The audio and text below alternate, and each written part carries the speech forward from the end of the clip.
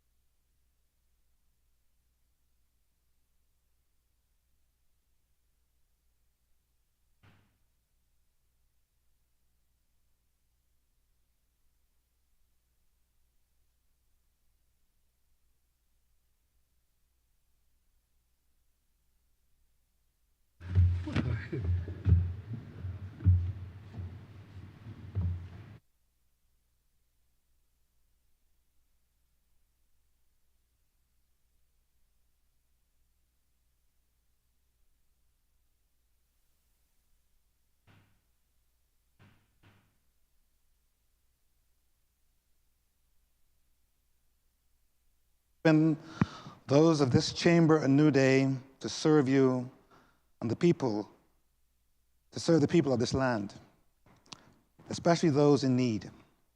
Bless all men and women, boys and girls across our nation.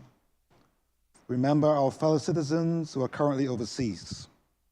Give us all perseverance to press through discouragement and gratitude to acknowledge you in any success.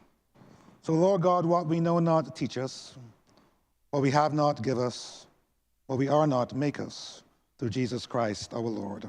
Amen. Say the Lord's Prayer. Our Father, who art in heaven, hallowed be thy name. Thy kingdom come. Thy will be done on earth as it is in heaven. Give us this day our daily bread, and forgive us our trespasses, as we forgive those that trespass against us. And lead us not into temptation, but deliver us from evil. For thine is the kingdom, the power, and the glory, forever and ever. Amen.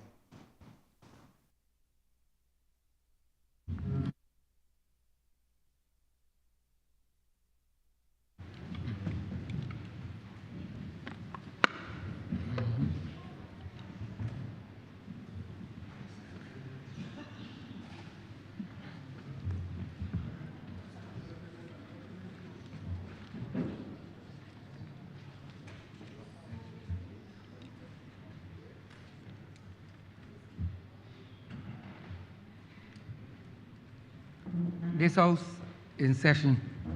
Before we commence our government business, I wish to welcome the four-form social studies students and teachers from the Springer Memorial School, organized by teachers Mr. Tristan Williams and Ms. Khadija O'Farrell.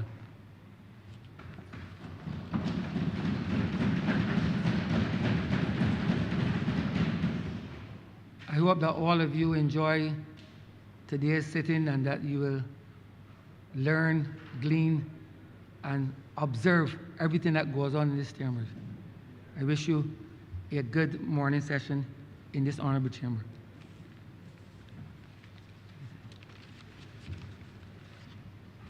Minutes for the meeting held on Tuesday, 9th June 2026 to be deferred. Honorable Leader of Government Business. Thank you, Mr. Speaker. I beg to move that the aforesaid minutes be deferred.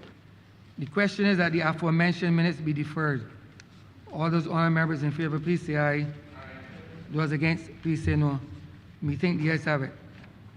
The aforementioned minutes are hereby deferred. Announcements by Your Honor the Speaker. Messages from His Excellency the President. Petitions, papers, government notices, private members' business, notices of questions, reports from select committees, first readings of bills. Medical problem. Honourable Leader, Government Business. Thank you, Mr. Speaker. I beg to move the Barbados Medical Products Bill 2026. The question is that the aforementioned bill be read a first time. All those honourable members in favour, please say aye. Those against, please say no. Me think the ayes have it.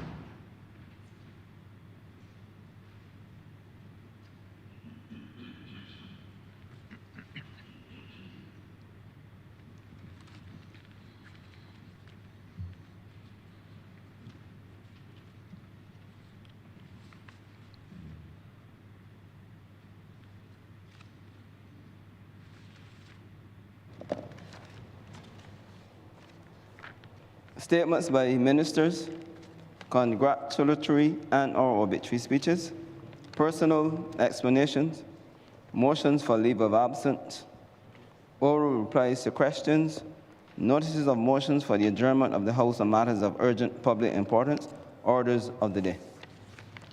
Honourable Leader, Government Business. Mr. Speaker, I beg to move the suspension of Standing Orders 6, 16, 18, 20, 42, subsection 5, 43, and 44 for the remainder of the day's sitting. The question is that the aforementioned standing orders be suspended for the remainder of the day's sitting. All those honourable members in favour, please say aye. Those against, please say no. Me think the ayes have it. The aforementioned standing orders are hereby suspended for the remainder of the day's sitting. Government business, sir. Government business is the order of the day. I just want to clarify and elucidate on the Constitution Amendment 2025, specifically Section 53A(1) of that Act, and it speaks to attendance of ministers in either house. 53A(1).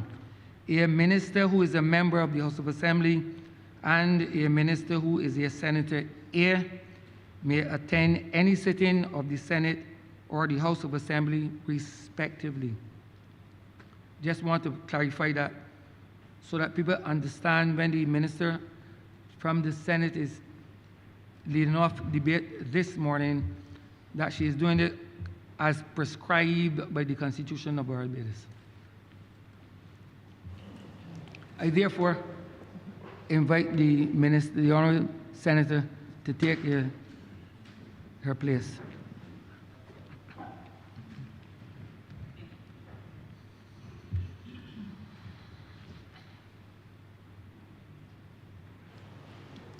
Order number 6, sir.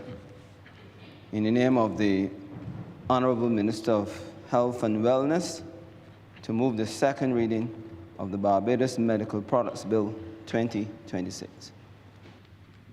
Honourable Minister. Thank you very much, Mr. Speaker. Before I begin, I want to do two things. One, to acknowledge the historic nature of today's debate, where a minister from the other place is presenting in this place. History has already been made in the other place, as on one other bill so far, we have had the minister for that bill presented in there, along with the Attorney General, who also has the right to present on any bill, not just matters coming from the Office of the Attorney General. But today, we return the structure to this honourable place, and we begin this particular debate on the Barbados Medical Products Regulatory Authority Bill. Secondly, I want also to acknowledge the significance of this particular piece of legislation that is here before this honourable chamber. It is a piece of legislation, Mr. Chairman, that perhaps brings me to my second point that I want to start with. I am going to apologize up front for inevitably reverting to the language of the Senate and saying Mr. President more than once. So I beg your forgiveness. You should be guided not to so do. So if I make that mistake, I beg your indulgence and forgiveness, but I will endeavor not to do so. Mr. Speaker, this bill is a landmark piece of legislation. There are around 72 pages of this legislation that I believe this honourable chamber and the public has had an opportunity to peruse. We have a long list of clauses all the way through 80 clauses and 3 schedules. And we have here, and I beg your indulgence to acknowledge the work of those who have helped to bring us here at the outset. We have here with us the former head of the Barbados Drug Service, Dr. Mariam Hines, who has piloted a significant body of work that has led us to this place. We also have Mr. Lindsay Bino, who is not here with us today. He was with us in the other place when we piloted the bill there. But together, they have been tremendous, and I want to acknowledge their contribution to this landmark piece of legislation, Mr. Speaker. Now, as I get to the bill itself, the work that you have before us is done by the Chief Parliamentary Counsel, as she was at the time, Ms. Sean Bell, and I want to acknowledge her contribution as well to the development of this bill.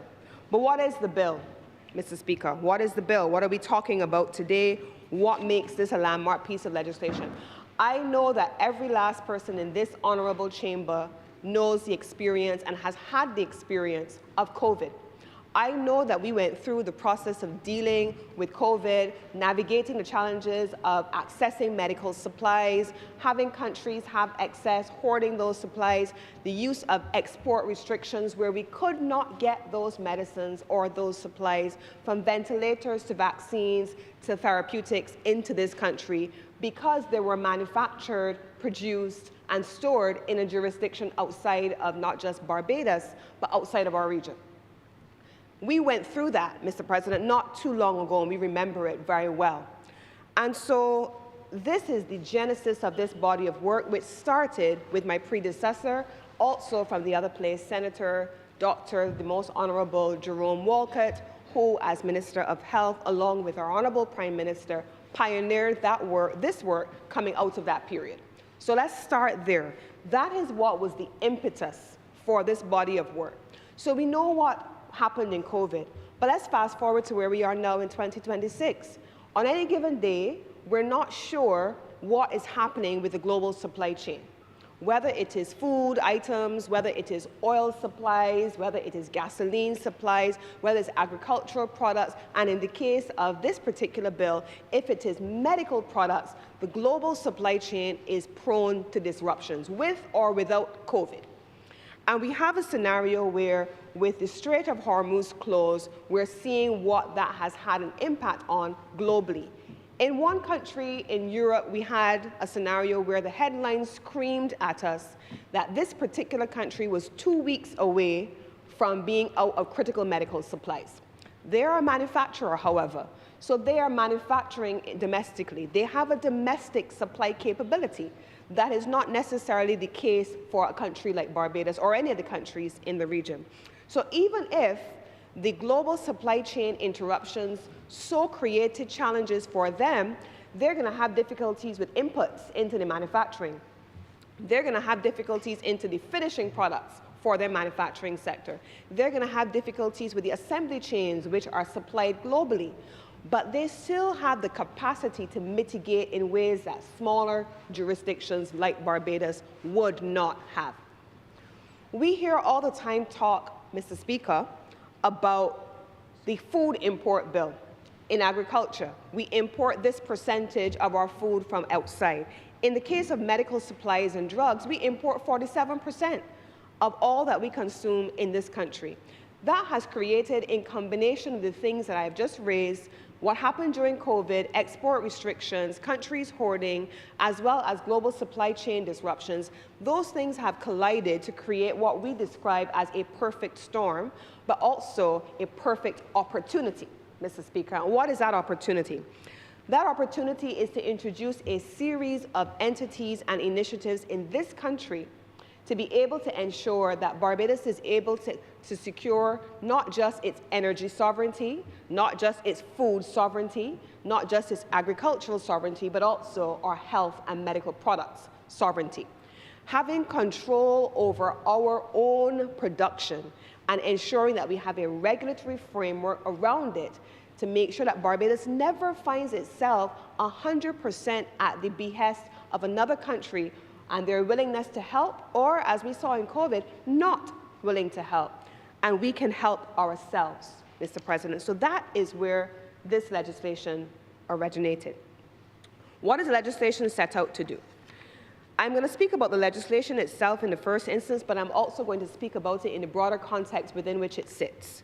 It starts out as a medical products authority. When this bill was first being drafted, it was thought that it would speak to medical products, or rather I should say to medicines alone.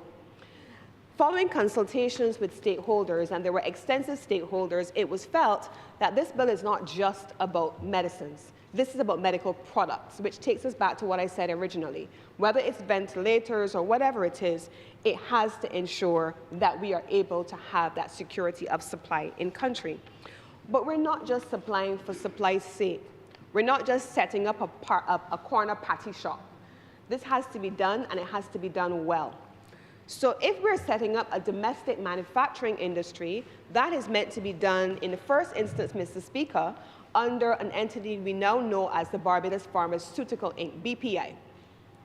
BPI was born out of the development of a life sciences industry, which is happening in the Ministry of Industry, led by the Ministry of Industry and Innovation.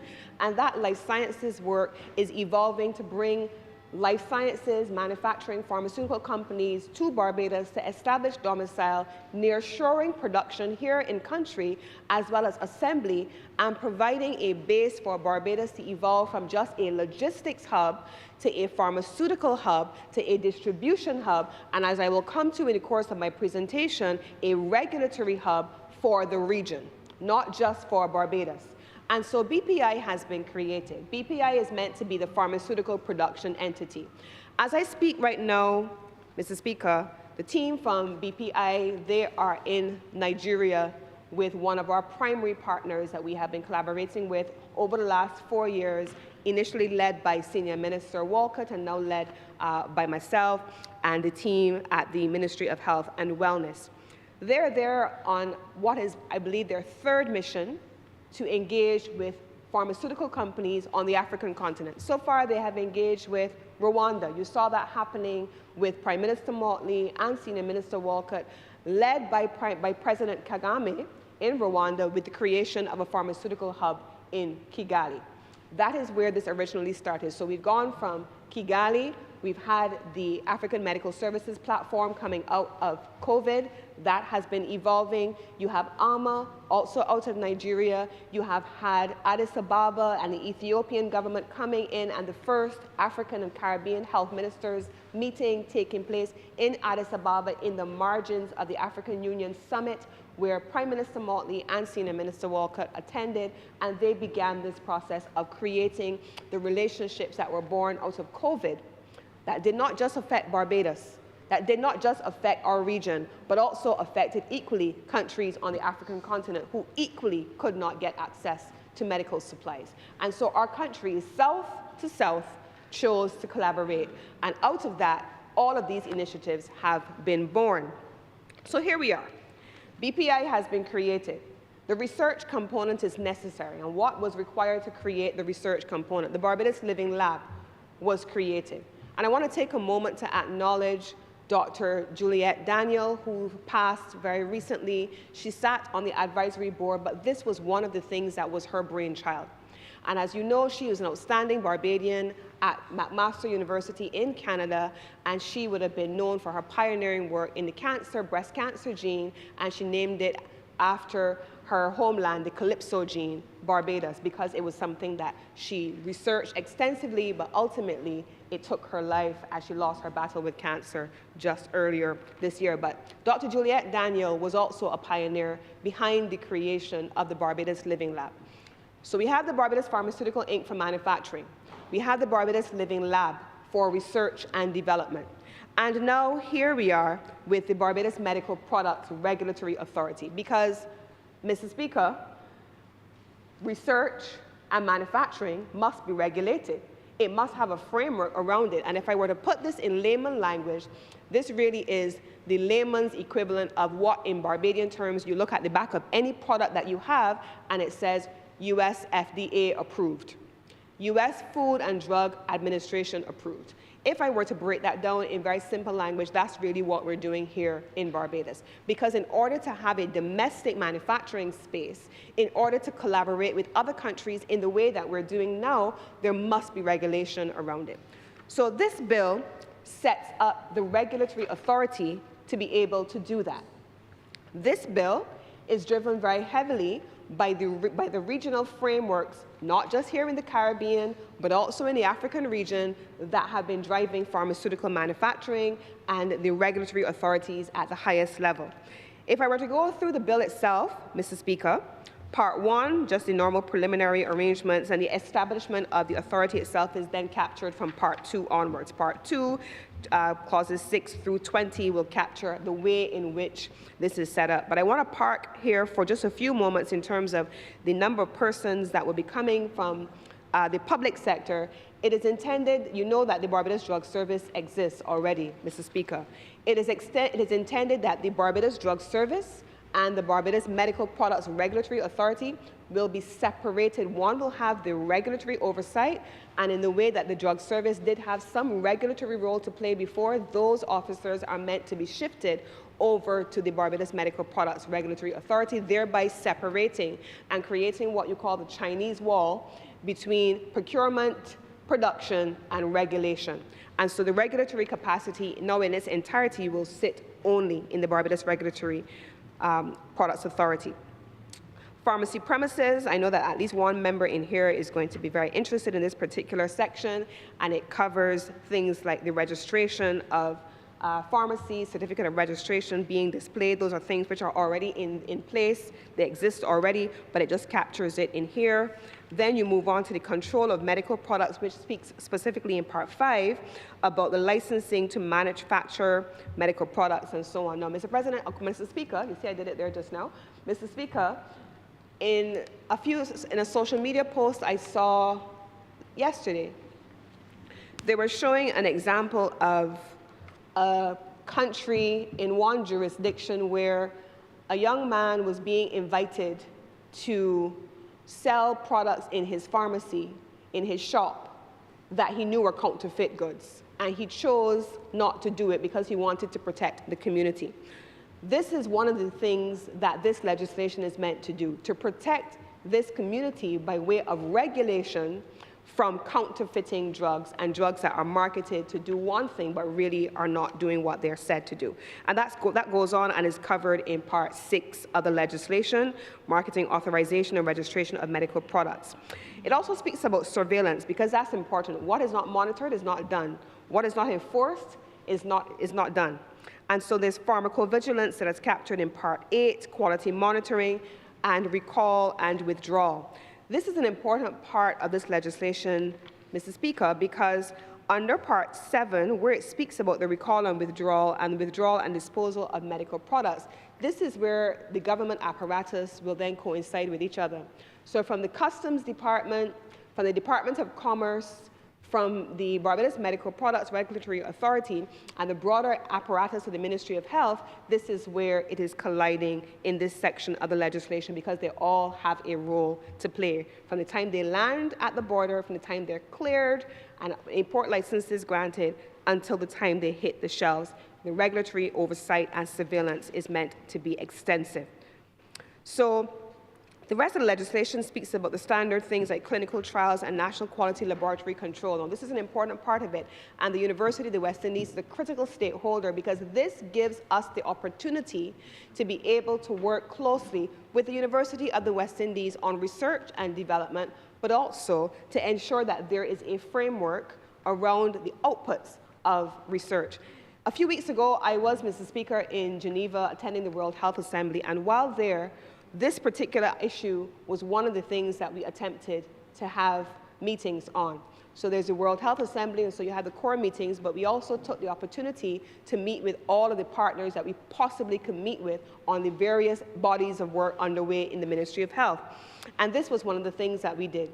We took the opportunity, Mr. Speaker, to have meetings with the World Health Organization, yes, but with the World Trade Organization that governs the trade in pharmaceutical products, the World Intellectual Property Organization that manages the intellectual property associated with research and development, including clinical trials, and of course how those things coincide with the work of the WHO. And we agreed that we would have a tripartite relationship between WIPO, the WTO, the WHO, and the Ministry of Health to be able to work on evolving this particular body of work on quality control, clinical trials, and the trade in medical products.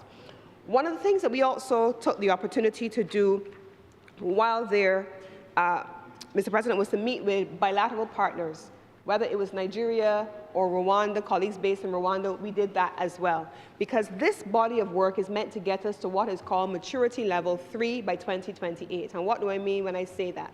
Maturity level 3, for the purposes of the World Health Organization, means that we are equivalent to many of the other developing countries in the world. And it is an ambitious target. It means that the kinds of partnerships that I have just described with WIPO, with the WTO, with the WHO are critical to our ability to accomplish what we have set out to do. So where I started, Mr. Speaker, was the supply chain. So we're working with the WTO and others on ensuring that we can figure out where Barbados needs to intersect in the supply chain. We're working with the World Health Organization and all the partners who have provided us with the support over the last 4 years. And equally, right here in the region, earlier this year in March, we had the opportunity to present on this work and other work to our region, because you can't just be everywhere out the road and you can't bring it home. And so in March of this year, we took the opportunity to present it to our CARICOM partners and to share with them that Barbados was well advanced in this body of work, but as is Barbados' way, we are willing to collaborate, because what you don't want for yourself, you don't want for nobody else. And so we want to make sure that the same countries that face the same problems that we did are able to benefit from the investments we have already made. And so at the level of COSOD, we started to work with our CARICOM partners on where we can collaborate with regional partners. And there are at least 2 or 3 countries that have expressed a willingness to work closely along with Barbados to be able to develop Barbados into a regional hub for regulatory development, but also to support the work of the Barbados Pharmaceutical Inc. There is some exciting stuff happening in places like Guyana, and while there we were able to see some of the incredible things that my colleague Frank, Minister Frank, is doing there in Guyana. Equally so in Jamaica, Minister Christopher Tufton is doing some incredible stuff there. And so one of the things that we have said, and I know that if we talk about supply chain management, this is a part of what must be said, Barbados is small. It's a small economy. And so it is important that we're able to collaborate and build scale and to build economies of scale, but also to come to a place once and for all where the supply chain challenges that I started talking about when I opened my comments, that we mitigate against those things as a collective. We could not have done what we did during COVID by ourselves. We were able to do it with the support of countries like India, of countries like Nigeria, of partners like the African Medical Services Platform. And so equally, we have to be able to build out this ecosystem, because that's what this is about. This medical products regulatory authority sits within a broader ecosystem that will be dependent not just only on what we do here, because I think it's clear so far that this drumbeat is moving at a pace. But what we also want to be able to do, Mr. Speaker, is to ensure that we can work collaboratively with our regional partners to build scale to protect our region from the vagaries of inevitable supply chain challenges that will come our way, that we push even further into South and Latin America to work with our hemispheric partners as well. And we also had really good meetings collaborating with our Canadian partners, with the Minister of Health of Canada, while we were there, about the possibility of building closer relationships with Canada as part of the development of this overall ecosystem. So, Mr. Speaker, this is the bill that is before this honourable chamber. This is a transformation and an ecosystem that is being presented to our country to benefit our people.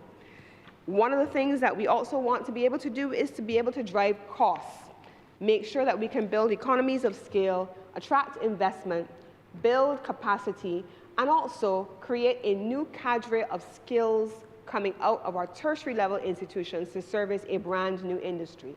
What an amazing thing it would be, Mr. Speaker, if young students coming out of the University of the West Indies in medical sciences, in natural sciences, in innovation, in computer sciences, can see themselves as being part of a brand new life sciences industry, creating products, researching, running clinical trials right here from Barbados to service the rest of the world, starting first, however, with the rest of the region and the rest of the hemisphere. This is the kind of aspirational work that is taking place so far, and we are incredibly proud in this Ministry of Health to be able to spawn new skills, new industries, new development, ultimately in pursuit of what we in the Ministry of Health call health sovereignty. And with these few words, Mr. Speaker, I beg to move that this bill is read a second time.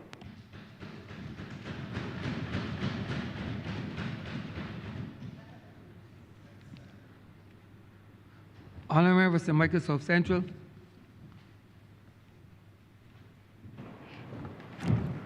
Thank you, Mr. Speaker. I believe that I am telling the truth when I tell you that I do not intend to be long in this very important debate. But I do think that this work is important as part of a body of transformational effort that the government is driving. So this medical products bill and its establishment of a medical products authority and a structure to be able to advance a pharmaceutical industry, but also to be able to regulate how Barbadians and others who consume medical products on the island and medical products generated here and medical products coming from other places, to make sure that there's also a protective regime. And I start here, sir, at the point of a protective regime because I really want to be able to situate this legislation within the lives of people every day. And forgive me if I start at the point of what I believe is one of the challenges that we always face. Some time ago, we had to confront this issue, a similar issue with the Ministry of Agriculture, and the question of pesticides. And what are the kinds of products and chemicals that we allow to come into our country, that we allow to enter our ecosystem, and that we therefore allow to enter our water supply, to enter our water table, to be able to get into, once you use a particular pesticide on a particular crop, once you use it in your yard or on your Christophine or on your spinach, it doesn't end there. And we had occasion as a government some time ago to bring new legislation that would also regulate and affect the kinds of pesticides that come from other jurisdictions that, first of all, have different topography. We have, with our limestone topography, sir, a kind of filtration system that means that anything that leaches from residential use, from commercial use, from industrial use can very easily get into the water supply. And we had to make a decision to say, look, yes, these things are used in other places are not Barbados. We have to protect our unique environmental system, and we had to make some decisions about how we would protect ourselves and our biodiversity and our water and our other environmental concerns. Equally, sir, I feel that I welcome this legislation, if only from the perspective of helping to regulate and helping to educate on what is appropriate to enter this jurisdiction as drugs, as medical products, as cosmetics, and so on. The minister who led this debate made reference to the United States Food and Drug Administration. And that entity in itself has some challenges of its own, because there is a narrative that the FDA in the US heavily regulates some things and barely regulates other things. And some of the things it barely regulates are perhaps some of the things that are potentially most harmful to individuals. But sir, we have a kind of a tradition, perhaps a griot tradition of talking about medicines and passing on certain things from generation to generation. There are things that, well, we would say in the Bajan vernacular, certain things that you night with. When we talk about night with, we mean that you rub on yourself. We have a tradition, we have had, sir, medicines and products that have come into the normal usage of Barbadians that within months and years were banned in many other jurisdictions. And one day, you would go to find Benji's balsam or something on the shelf, and then you won't find it again.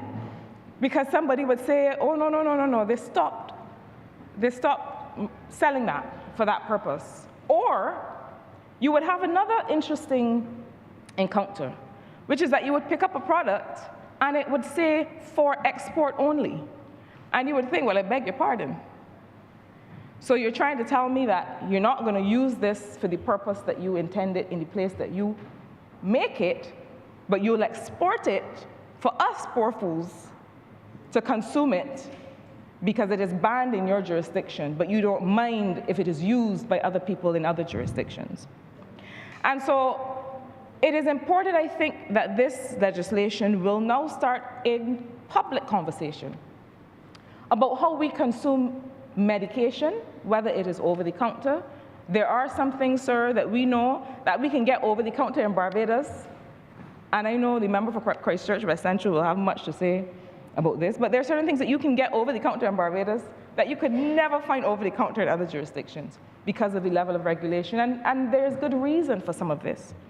But sir, I also want to speak to another custom that we have that I imagine and I hope that this legislation frontally addresses, which is the habit of claiming certain healing benefits of certain things that nobody has been able to give evidence actually works. Sir, I go into Bridgetown and I pass a sign that says that here within these precincts of this business, we cure cancer, we cure this, we cure that. And you walk in there and you buy things that they claim can do all of these things.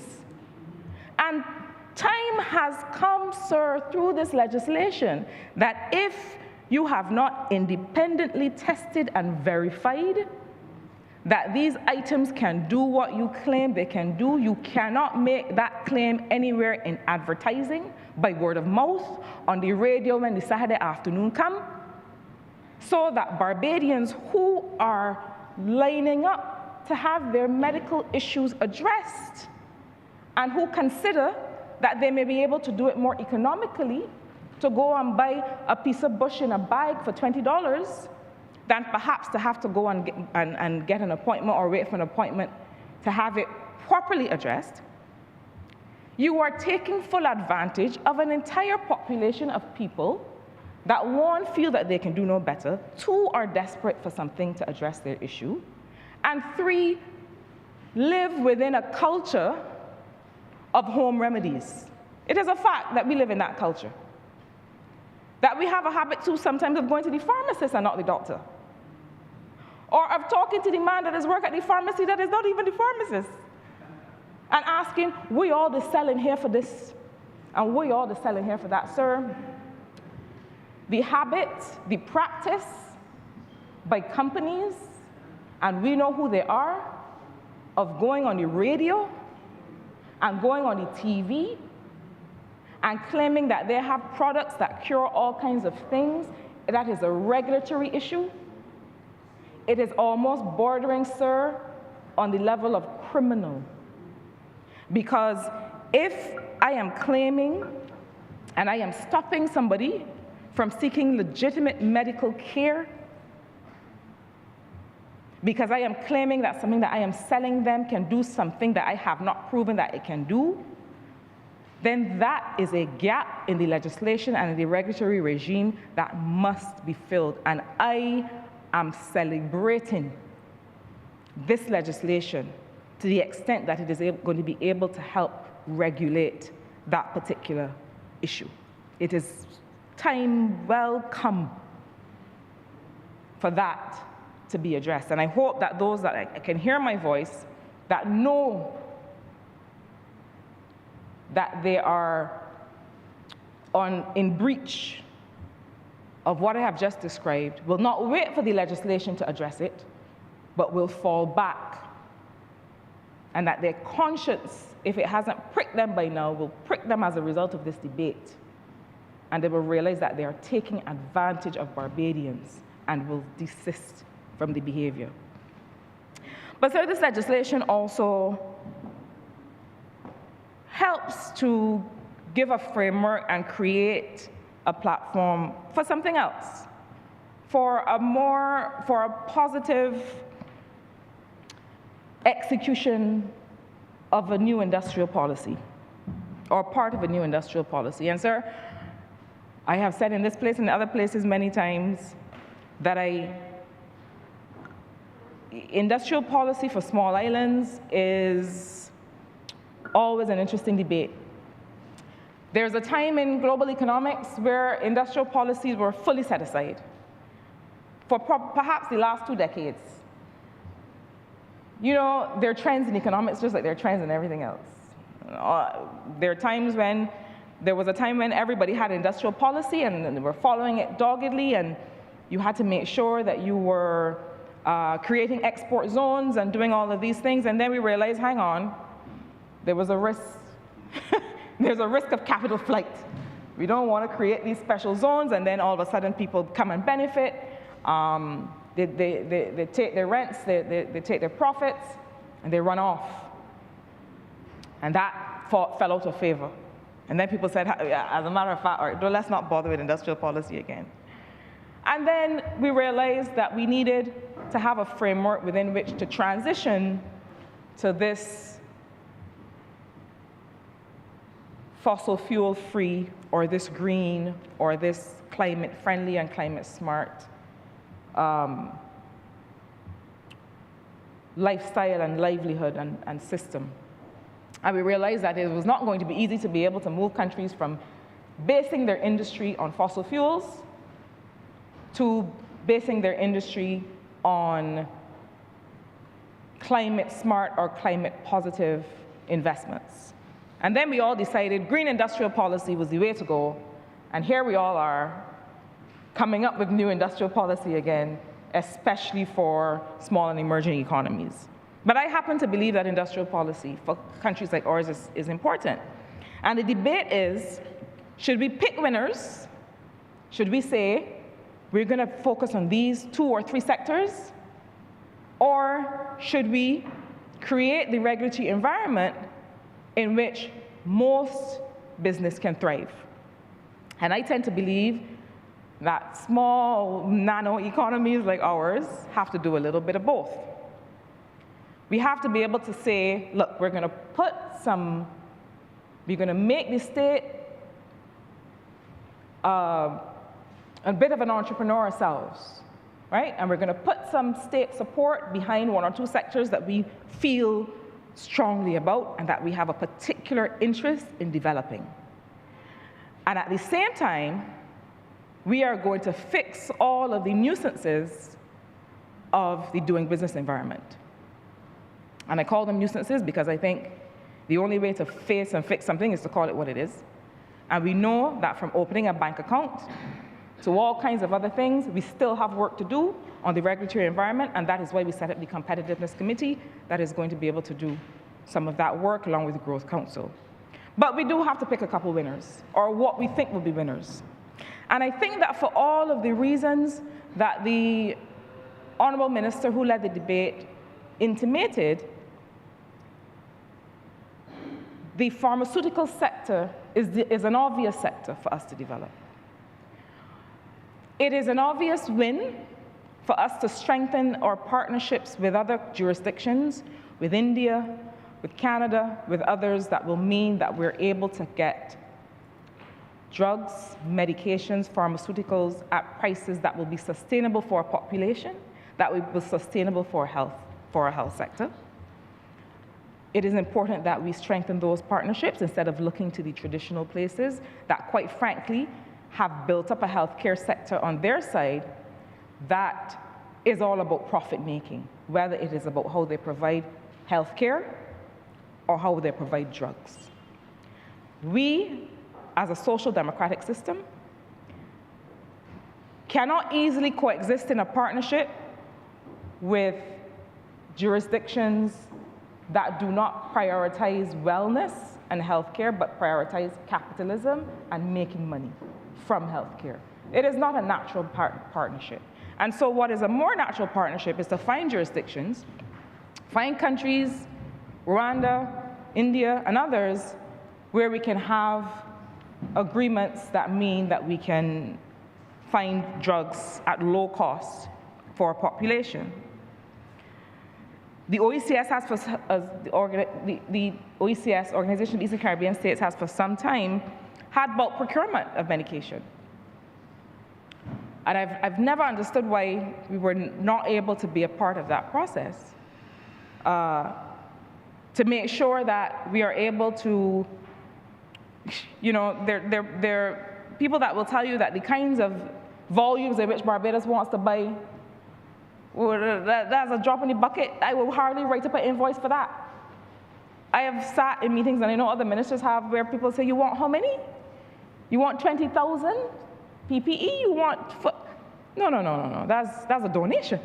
We're not writing up an invoice for that. We're not entering that in our procurement system. Y'all are too small. And so being able to partner with other countries to say, let's procure together, has always been something that we needed to be able to advance. But apart from the countries with whom we partner to make these things more accessible, we also need to develop our own system. And the Barbados Living Lab, as a part of this overall structure that is presented through this legislation, is a part of that. It is to be able to say, look, we know that people of African descent, the majority of people in Barbados and the Caribbean, experience pathology, experience disease in different ways. You know, we have this body mass index indicator. I quarrel with doctors about it all the time. I go into a doctor's office and they tell me, your BMI is such and such. This is a BMI of an overweight person. And I say, I want you to look at me and tell me if I look overweight. And I say to them, but don't answer that, the members in here don't answer that. But I say to them, surely you have read the research that says to you that women of African descent, people of African descent, in the composition of our bodies and the fact that we tend to carry more musculature and all of these things, it means that BMI is less applicable to us. There are so many other markers, there's so many other things that we experience differently. From fibroids, the incidence of fibroids in women from our part of the world, there's so many things that we experience differently. The symptomology for certain things is different in people in our populations. And finally, here is a regime that says, look, we have to find some of the answers to our own problems, and we have to develop the medication, we have to develop the medical devices, we have to develop the wherewithal to see about ourselves. I got that one from my mother. My mother would always say, you got to get up and see about yourself. Nobody ain't going to come and see about you. You know why? They can't make money off of you, 280,000 people. They're not interested in our population. They're interested in the larger populations where they know that they can go and sell more to these people. And so if we don't see about ourselves through legislation like this, nobody is coming to save us. As the Honourable Minister said, we saw it during COVID. Nobody was coming to save us. And the leadership that the then Minister of Health, the now President of Barbados, the Prime Minister and others showed at that time was to be able to move first and move quickly and move on behalf of CARICOM and move on behalf of others and reach out to India and reach out to other jurisdictions and say, listen, they're not checking for us, come let me see about ourselves. To reach out to the continent of Africa, to be able to partner with that platform to say, this is how we will save our populations from this pandemic.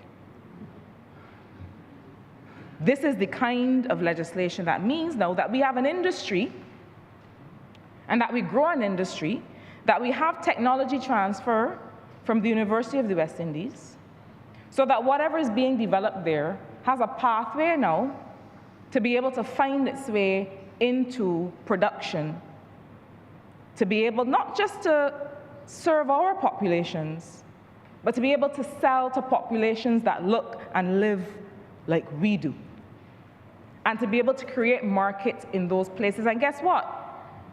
The largest market of people that look and live like us is who? On the African continent. I had a meeting this morning with the regional director, the sub-regional director for the United Nations Population Fund, and we talked about the demographic bonus on the continent of Africa. We have a different demographic problem. We have underpopulation in our region. Guess what the continent of Africa has? The population pyramid looks completely different. The population that is 18 to 25 can't stop growing, booming. It is a clear market for us if we can develop an industry for pharmaceuticals, for people whose bodies behave like ours, that is a market for us. Arguably, there's also a market for us to be able to address the other population problem that we have.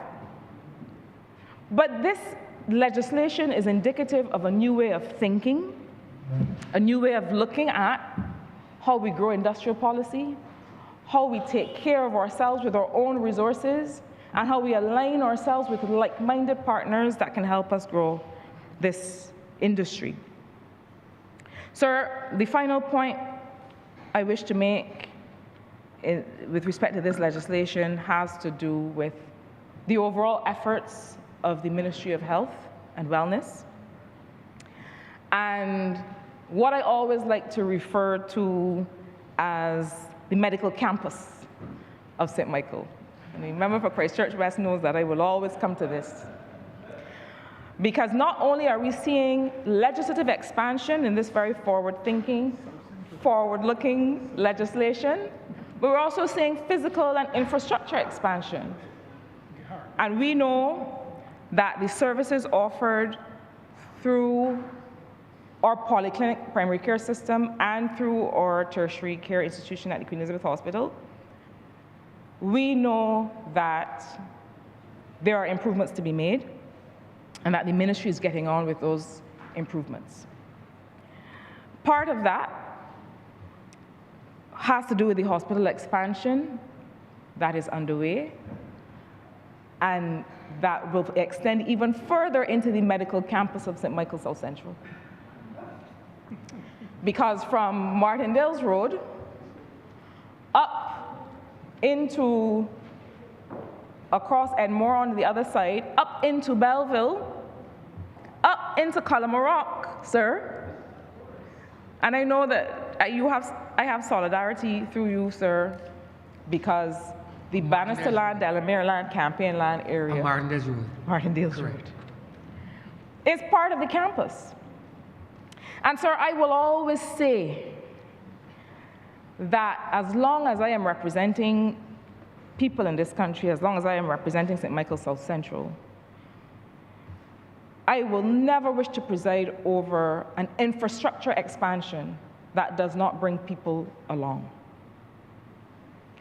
The people who live in St. Michael South Central feel a part of whatever are the medical or the investments in healthcare that are done at the Queen Elizabeth Hospital. The people in Bannister and Delamere Land and Campaign Land and over into Carrington Village and into the city of Bridgetown are always able to tell me what is happening with the hospital. And I'm not just talking about the outskirts of the hospital. They're always able to say, this is what people are saying, this is how people feel about the service, this is how we feel that you could do better because we are here every day. We are selling fruit outside, we are orderlies inside, we are working in the laundry. The people who live and work opposite the hospital and in the hospital feel that they have some ownership in the success of the healthcare system in Barbados, you know. Let us understand that. And so as we develop opportunities for investment in this pharmaceutical industry, as we develop physical infrastructure and healthcare expansion, let us remember that there are people who are living in that medical campus who have ideas, who have productive capacity that can be used, whether it is in the physical building. I have, sir, these two young ladies always amaze me. And please allow me to call their name. I know that they will not mind. The Edme girls who live in Bannister Land. One is a doctor and one is a nurse. Their grandmother came from St. Lucia. Their uncle is a national football player. This is the kind of family, this is the kind of story that these investments in healthcare are for and are about. They live right there, the Capella Rock, and hit the hospital. And when I realized that this family was putting their all into getting these girls through medical school and through nursing training, I always keep it in the front of my mind as the example of what it means to people to make healthcare opportunities and health industry opportunities real in their lives. And so just as I expect that the hospital expansion across into the people's backyard and front yard will include them in the investment opportunities and in the employment opportunities, so having a Minister of Health in this honorable place might actually work out very well in making sure this message is heard.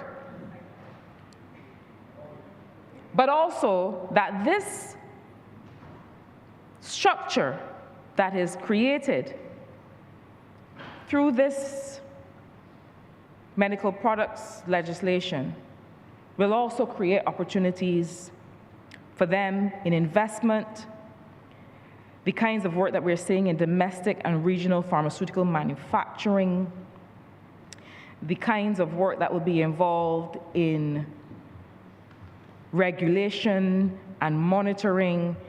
This is also a piece of legislation, sir, that speaks to opportunity, not just regulation, but opportunity.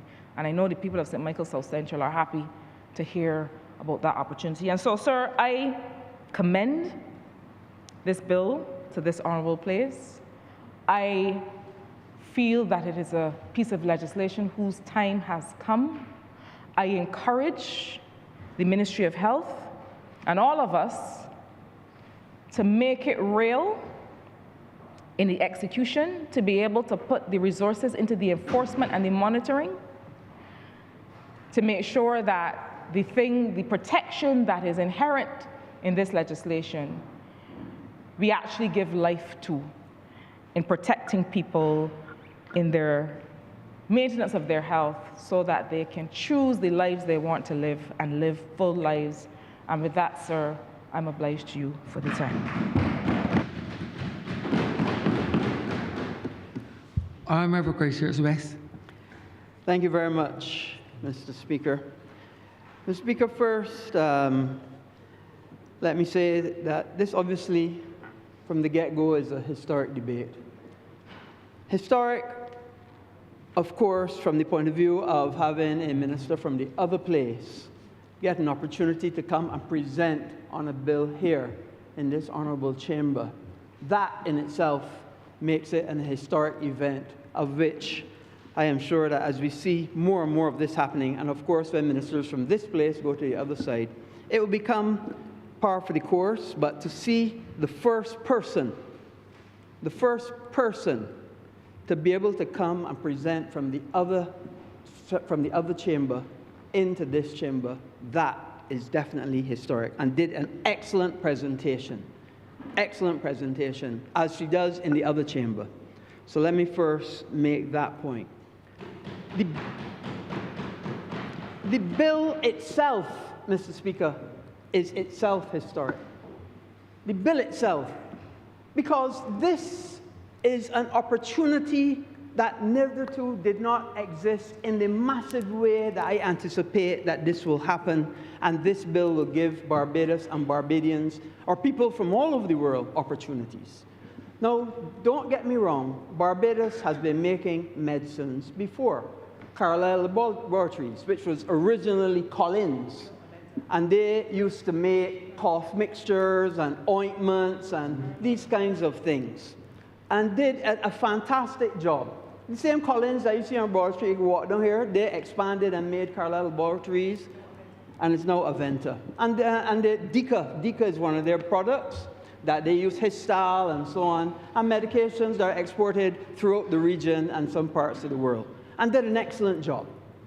You all may also remember, if you remember his past now, Eugene Melnick, who'd created BioVale. Eugene was a good friend of mine. And in fact, he had a place in Burt's Bar, which was part of the Senators hockey team. And in fact, he gave me a shirt with Duguid at the back, and I still have it. Historic Senators hockey team. He was also the owner of Senators. And Eugene created BioVale. And for those of you who know BioVale, headquartered in Barbados, we didn't really make anything in Barbados, but the company itself headquartered here, and all of the legislation that we've come under would have been headquartered here and through BioVale. BioVale, what it essentially did is it made medicines, same medicines, non-medicines, but increased their availability. So Wellbutrin, for argument's sake. Wellbutrin, by taking the BioVale, Wellbutrin got a sustained release so that it had an enhanced opportunity and made it more available in the body. And that's what he did, and that's what Eugene, that was the brainchild. Not that you're going to make a new medication, but you're going to alter how the medication is absorbed in the body and made available to have its efficacy and effect. Important. Now, I could have spoken on different levels on this bill. I could have spoken in terms of the enhancement from an industrial point of view. I could have spoken in terms of the advancement of the economic point of view. I'm going to speak a little bit about the technical point of view because I can speak on that as well. But we're going to see a wide range of opportunities here. But the interesting thing, Mr. Speaker, about this bill is about trust. Trust. And I think we've got to understand that. That's what these bills are about. This particular bill is about. This opportunity of trust. I trust that when a medicine is made in Barbados, that the medicine does what it says it is going to do. That the medicine has a certain percentage of an active ingredient in it, and it has other carrying capacities in it, and it will last for a certain period of time. I'll give you a great example. Expiry dates. Expiry dates is a big thing in drugs, in medication. And you have to understand, when you develop a drug, when you develop a medical device, you have to know what the expiry date of that is. How often have you heard of people who've taken a medication, but it was a long time expired, and what happened? It didn't have an effect, or it made them ill. Expiry dates is very important. And, and I'll give you an example. Endotracheal tubes. Nothing major, medical device, used to help people to breathe. They put a tube down your throat and they put gas in it and you can breathe while you're having an operation done. So it protects your airway. But that has an expiry date. And endotracheal tubes must be bought in certain stock levels because you have different types. You might go straight oral, you might go nasal, you might have the different gauges depending on the size of the person. And but you have to buy all of them because you have to have them ready, because you can't have a person asleep and you can't protect their airway with endotracheal tube. But you know what happens when those expire? What you gotta do? Well, you gotta dump them. Because it's not because the tube ain't gonna work as a tube, it is because the sterilization aspect of it can only be guaranteed for that period of time that the expiry date exists. I'll give you another example. And Barbados could get into this tomorrow. Water for injection. Water for injection. Water for injection is just sterile water. And what we are saying is, because this is water that you can put in somebody's vein. So you got to know exactly what that is. You got to know that that doesn't have any impurities in it. You got to know that that don't have any bacteria in it. You got to know that that don't have any further consequences to the person. Intravenous drugs, dextrosaline, normal saline. All these are things that we can be doing. All those are things that we can be doing quickly.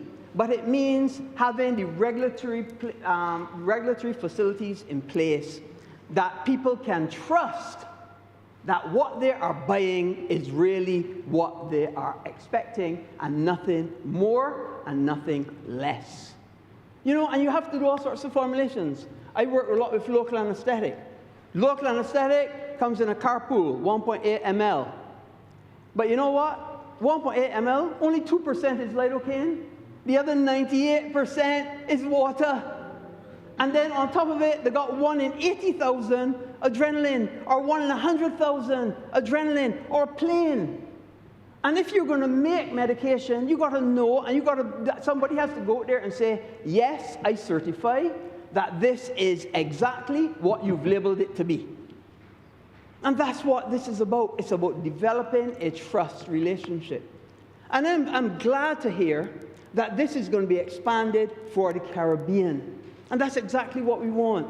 Because a lot of regulation, a lot of laboratory requirements, a lot of requirements in terms of what is necessary to be able to guarantee drugs and medications and medical devices is a lot for a small population of 270,000.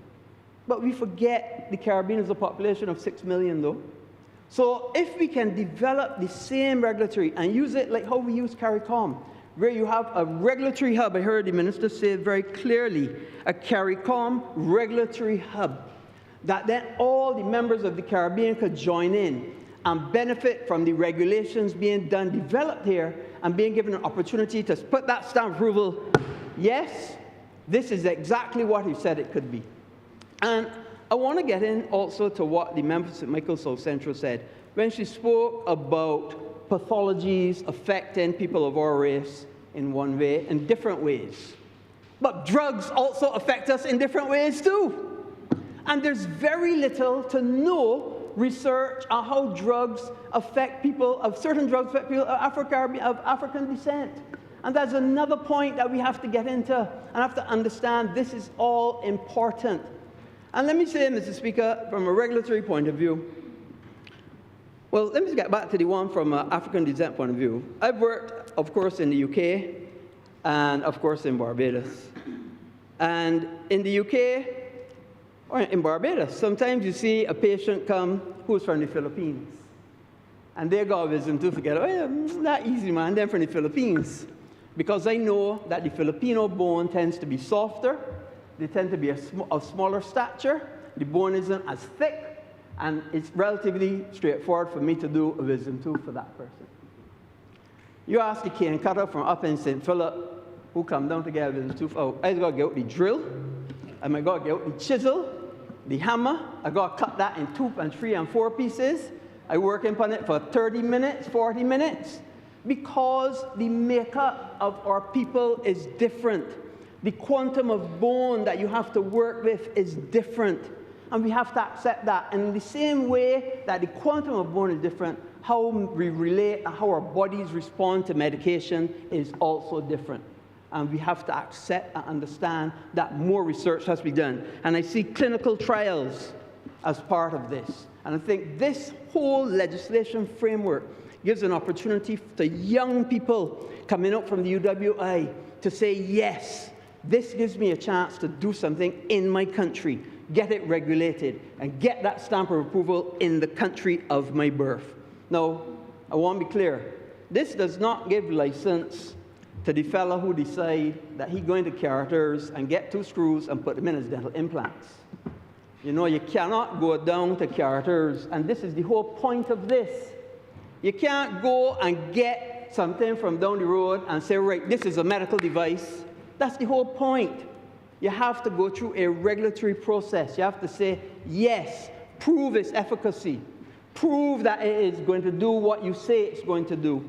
And make sure that it is appropriate to go into the body without no side effects, without unexpected side effects. And that's what it's all about. So, Mr. Speaker, this legislation is groundbreaking. It is historic.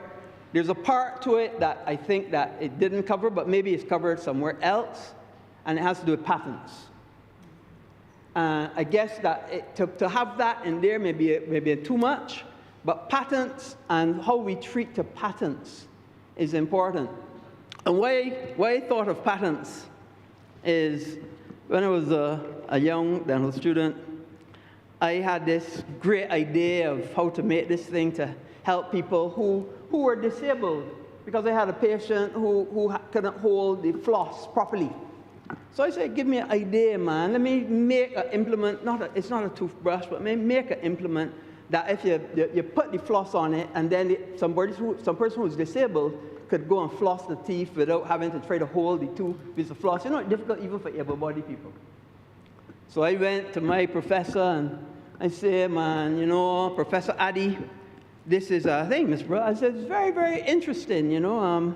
I saw something like this somewhere, but, you know, we have to go through the patent regulations. And I think what we should do is file a patent and so on. It only costs about £3,000. So let's file the patent, and we will think, but the university will own it because, you know, you're still a student at university and so on. I said, who? The university go, what? Own it? I said, yes, but, you know, you file a patent and so on and so on. So I said, I didn't bother with it because £3,000, a struggling student like me at the time, you know, I had no £3,000 to, I had no £3,000 to pay on a patent. I remember you said at that time. At that time, a struggling student like me at that time. And I can tell a story about struggling students and drugs too. And I didn't have that money to file a patent. You know, you and behold, now you could go and buy these flossers that look like a U with a thing on it. I didn't know if Professor Addy sell it to them, but I know that now the same idea that I came up with years ago is now available. If I had filed the patent, who knows, I might not be here now. I might be somewhere else with much more than £3,000. But, and I'll give you another thing about struggling students and trials. Also, when I was a student at the University of Wales, like all good students, you run out of money. So me and 2 other friends, they used to do trials at university. And they would give you the drug or give you a placebo, keep you in for a week, and see how your body responds. See how you respond positively, see how you respond negatively, and so on and so forth. I used to pay good. You used to get about £1,000 or something for the weekend and things like that. They had different levels you could take. A friend of mine, another dental student, he decided, yeah, he going in. You don't know what you get. You don't know if you get any placebo, or you don't know if you get any real drug. Well, he obviously get the real drug. He went unconscious. They had to call in medical emergency. He had to be hospitalized. He was in for 2 months nearly. And he was a guy from, he was not a guy from Wales. He was a guy from south of India. And again, it shows, and it goes to the point that people of different heritage may respond different to drugs. And it's important that we research these things and understand that, because this also covers clinical trials. I understand that clinical trials is not only clinical trials on animals, and that's another part to it that you got to be aware. Because then you start to do animal trial testing, all of a sudden the animal rights people come in and get involved. I remember another part of my university when they were doing animal trials that the animal rights people bombed that section of the lab. And there's a real and serious thing. You got to understand that when you're doing trials, that you have to be aware that there are effects and consequences to doing clinical trials. And clinical trials don't only extend on locals or models, it can extend into humans or also into animals. And clinical trials is part of this, and it's important to understand that. Mr. Speaker, this is great legislation. This is the beginning, the dawn of opportunities to open up Barbados, to get things that we could do quickly, intravenous fluids. Where we imported intravenous fluids, we could have intravenous fluids made right here in Barbados. Just get sterile water, the bag, and add it, get it tested, and move it forward. Water for injection, little things like that, but critical and important that could be the beginnings of a new and bright industry. And let's get real. Barbados is a highly educated population. We've spent millions and millions in educating our population. And if we have that highly educated population at high cost, because we're not a cheap destination or not a cheap place, our rates of pay and wages in Barbados are high. So therefore, we can't get into industries in the same way that China does or other countries do, making shirts or whatever. We have to get into high-value industries. And medical devices and drugs and medications are one of those high-value industries that Barbados has to look at. And this is exactly the step that we need to take to be able to get opportunities for our people, give our people new ways and new ideas, and to support innovative and out-of-the-box thinking. To support our people, support that young man in St. Matthias that has an idea about a medication, that has an idea about a drug, that thinks that he can get a drug or make a drug better, or make a medical device better. I think of Lens Tech, and for years how they've been making medical devices and lenses across Barbados. Why is it that we're not doing other medical devices? There are others out there. And give our people opportunities. I support this legislation. Fantastic. And I look forward to see it in practice. I'm obliged. Honourable Member for St. James Central. Mr. Speaker, sir, it is with tremendous pleasure that I join this debate. I want to begin also by lending my own voice of congratulation to the Honourable Senator who has made history today, piloting this bill on a visit from the other place. And equally, Mr. Speaker, as I said to my colleagues here, to my right and immediately behind me, it is one of the good things, sir, to be able to listen to the honourable member who just took his seat when he is in full flight in an area where he spent all of his professional life. And perhaps, sir, that accounts for what probably is now going to go down in history as the very best speech he has given in this House of Assembly. But, Mr. Speaker, sir, the truth of the matter is that we are at a very important juncture in national development. And perhaps it is a useful thing that there are about 30-odd students who are here with us today, because the question may well be asked, what is the politics in this? And the politics in this, sir, is that this is a very transformational piece of legislation that will chart a course for job opportunities for our young people, a course that we certainly did not have when we were their age at school. Mr. Speaker, sir, it helps us to go another step down the road of diversification of the Barbados economy. It takes us, Mr. Speaker, sir, in a direction which is absolutely fundamental with respect to broadening the scope of opportunity for those who have already finished courses of study in science-related fields in this country. And I believe that the statistic is that there are about 5,000 graduates of the University of the West Indies sciences faculty, natural sciences faculty, every 5 years or so. And those, for the most part, sir, those 5,000 odd students will find a career either not in the natural sciences or alternatively, even though that's where they've studied, or alternatively, sir, they will be doing something like teaching. And there's nothing wrong with teaching, mind you, but they do not have a breadth of opportunity similar to that breadth of opportunity that exists for students in the same field of endeavor and the same field of study in other parts of the world. And so therefore, by this piece of legislation, we are opening doors to those people who have a scientific inclination at an early age of life. And there are many. I sat shoulder to shoulder with my friend who just took his seat when we were at Harrison College, sir. And I knew then, as he did then, that he was destined for a career in medicine, and I was destined for one in law. And indeed, for that matter, the Honourable Member for St. Peter was going to have one somewhere in the financial sector. Whether it be economics or accounting, that was to be determined. But you kind of know from an early stage what you, in many cases, where you wish to go and what you want to be. And it creates, therefore, an opportunity for our young people. Now, Mr. Speaker, there is another side to this. On Friday gone, the world was taught a very important lesson. When the United States, our friends in Washington, D.C., determined that the export controls will be placed on artificial intelligence at a certain level so that foreign nationals would not have easy access or any access to that.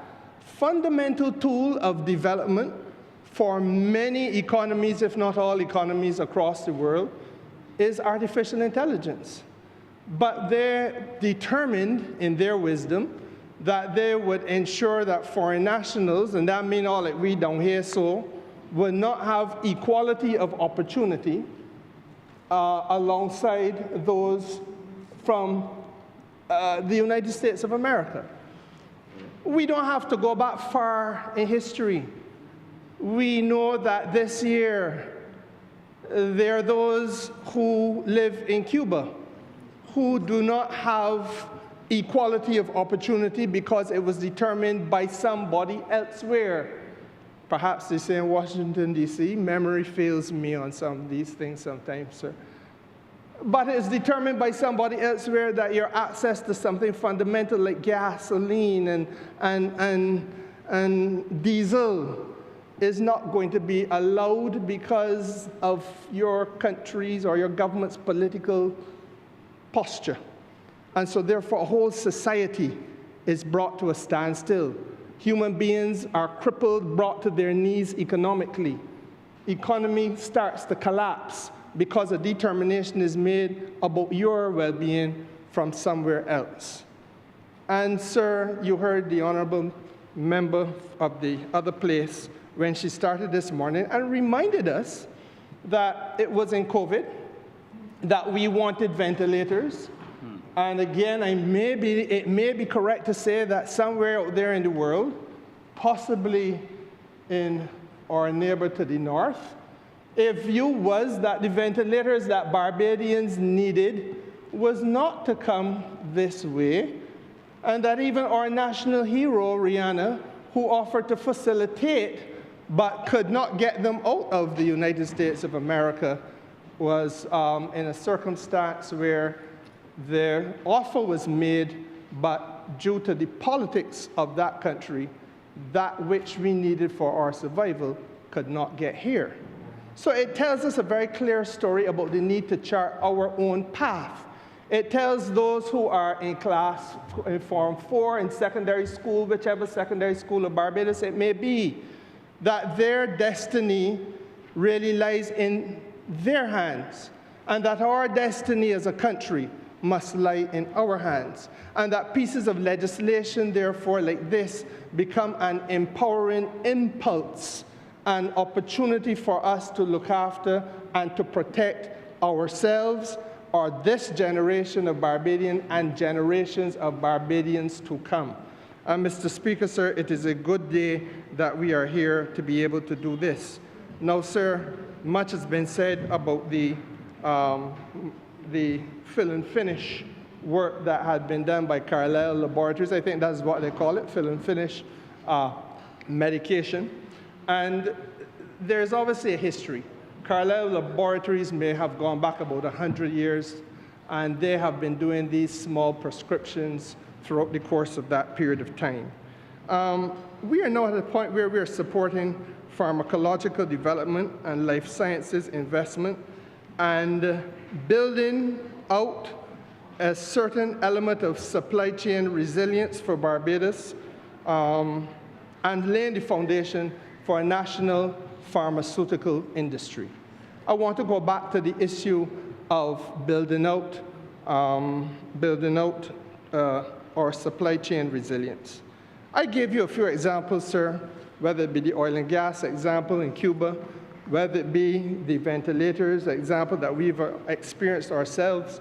Mr. Speaker, sir, there are several. Countries like ours, which are import-dependent, countries like ours which have economies that need, in large measure, to import things and do not have large manufacturing bases, will always be subject to some degree of fragility. There is a duty on the part of this government. There has been a duty on the part of all previous governments of Barbados to do exactly what we are doing today, and that is to build out for our people a greater degree of independence economically by ensuring that that which we call a supply chain, how do we ensure that our people benefit from the things they need to benefit from if we do not manufacture them ourselves? And our failure has been, or our weakness has been, not necessarily failure, but our weakness has been that because we do not have the manufacturing capacity, because we did not lay the foundation for that manufacturing capacity, then we were at a disadvantage as compared to other economies. So, Mr. Speaker, sir, in a real sense, this is part of the transformation and the diversification of the Barbados economy about which I speak. Now, sir, it is vitally important that I link this to another broad theme. I have said on the floor of this House many times, and I believe that either myself or my friend in the Senate, who is the Minister of Industry, will bring to this House, one of the two of us have to do it, a piece of legislation which will shape the future of Barbados with regard to a thing called standards. We have, sir, to be a standards-driven economy.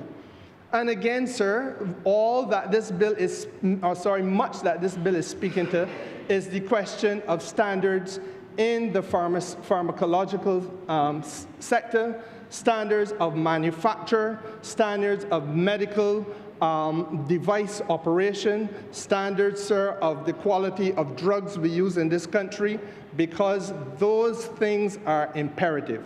And you just heard, sir, an excellent contribution come from the Honourable Member for Christchurch West on the question of the impact that certain things can have on the average human being. None of us are the same, and so therefore the standard has to be certain. As he put it, the drug got to be safe, and the people who are the consumer, it is about the consumer in the end. Those of us who are, all of us at some point are going to consume a medical product. We need to know that that which we are going to consume as a medical device or a medical product is safe and that we can place a certain degree of reliability on it. And that raises another interesting question. Why is it that it has been so easy for us to accept the view that if it import from outer America, it is good. If it import from outer India, it is good. If it import from outer England, it is good. But many will say to you, sir, that it ain't so good if it comes from the Caribbean. And that is part of the cultural shift that must now take place, where we see ourselves in a different light. And I read a very interesting article the other day. I can make it very simple for you, sir, because the article really was an appealing article written by a Barbadian, whose name I will not now mention. But she drew the analogy of our love for Exeter corned beef as opposed to Grace corned beef. You know Grace is a Jamaican product. It comes from Caribbean. But you know, sir, the statistics show that Grace remains on the supermarket shelf long, but that the Exeter and Hereford, sir, disappear quickly. And a large amount of it is that there's a view that the British is better and that the Jamaican one is good. And there's no basis for that, because the truth of the matter is all the corned beef come out of Brazil anyhow, whether it's a British made or Jamaican made. But there is a view that we have in this part of the world, that unless we import it from one of them big up places, it is as though because they have larger buildings than we do and larger highways than we do, they have larger brains than we do. And that does not follow logically, Mr. Speaker. So part of this must also now be the cultural shift, because we are putting ourselves in a position to develop pharmaceutical products for our society to be able to utilize without us having to spend vital foreign exchange in importing them. And those products must now be at a standard that can stand shoulder to shoulder with any other product that we're importing into Barbados or importing into the region, because part of what we're doing is not only to look after the 270,000 people in Barbados, but to export.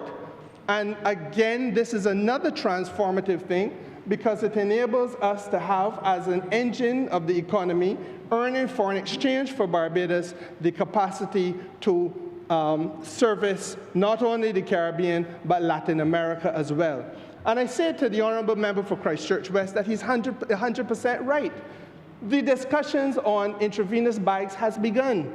And I believe, sir, we are at or about the contractual stage where the intravenous, the bags that carry the intravenous fluids will be manufactured in this neck of the woods.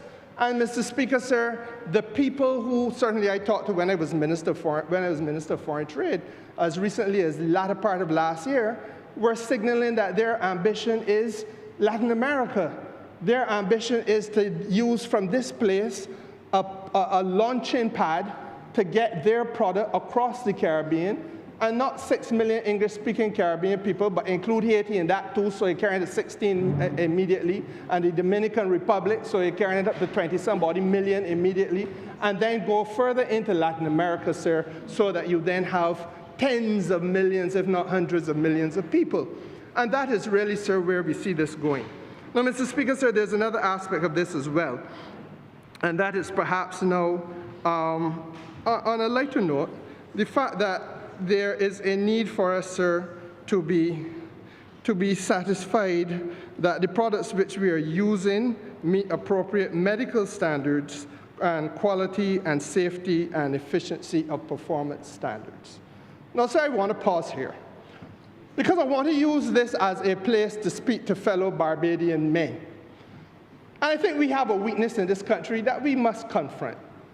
I hear talk, Mr. Speaker, sir, that there are many of my, and when I say colleagues, I don't want to say colleagues in the sense of members of Parliament, there are many men out there who, sir, believe that any product that appears on the shelf, once it has a blue color, is a useful product. And Mr. Speaker, sir, they will push down doors. They will buy out a shop or a pharmacy in quick order once you hear that there's a shipment on the island. Honourable Member, you know there's a pharmacist in here. No, Mr. Speaker, I'm not speaking about anybody in here. Not anybody in here. Nobody.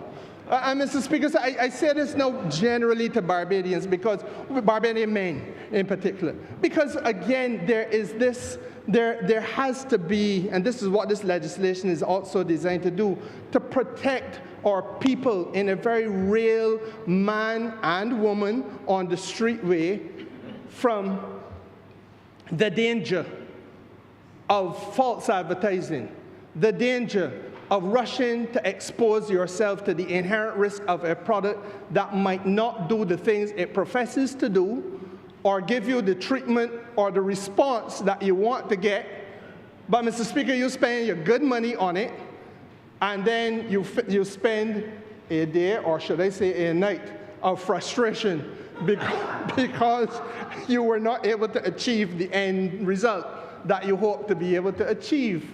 And I choose my words very carefully, Mr. Speaker, sir, because there are far too many of us who find ourselves in circumstances where we know of somebody or have heard of somebody who has fallen victim. Now, I said we have heard of or know of somebody who has fallen victim, sir, to that type of advertising. And it is as though, sir, for purposes outside of the election, for purposes outside of election season, the male in Barbados has fallen in love with the color blue. And that is, sir, a concern that we have to guard against. But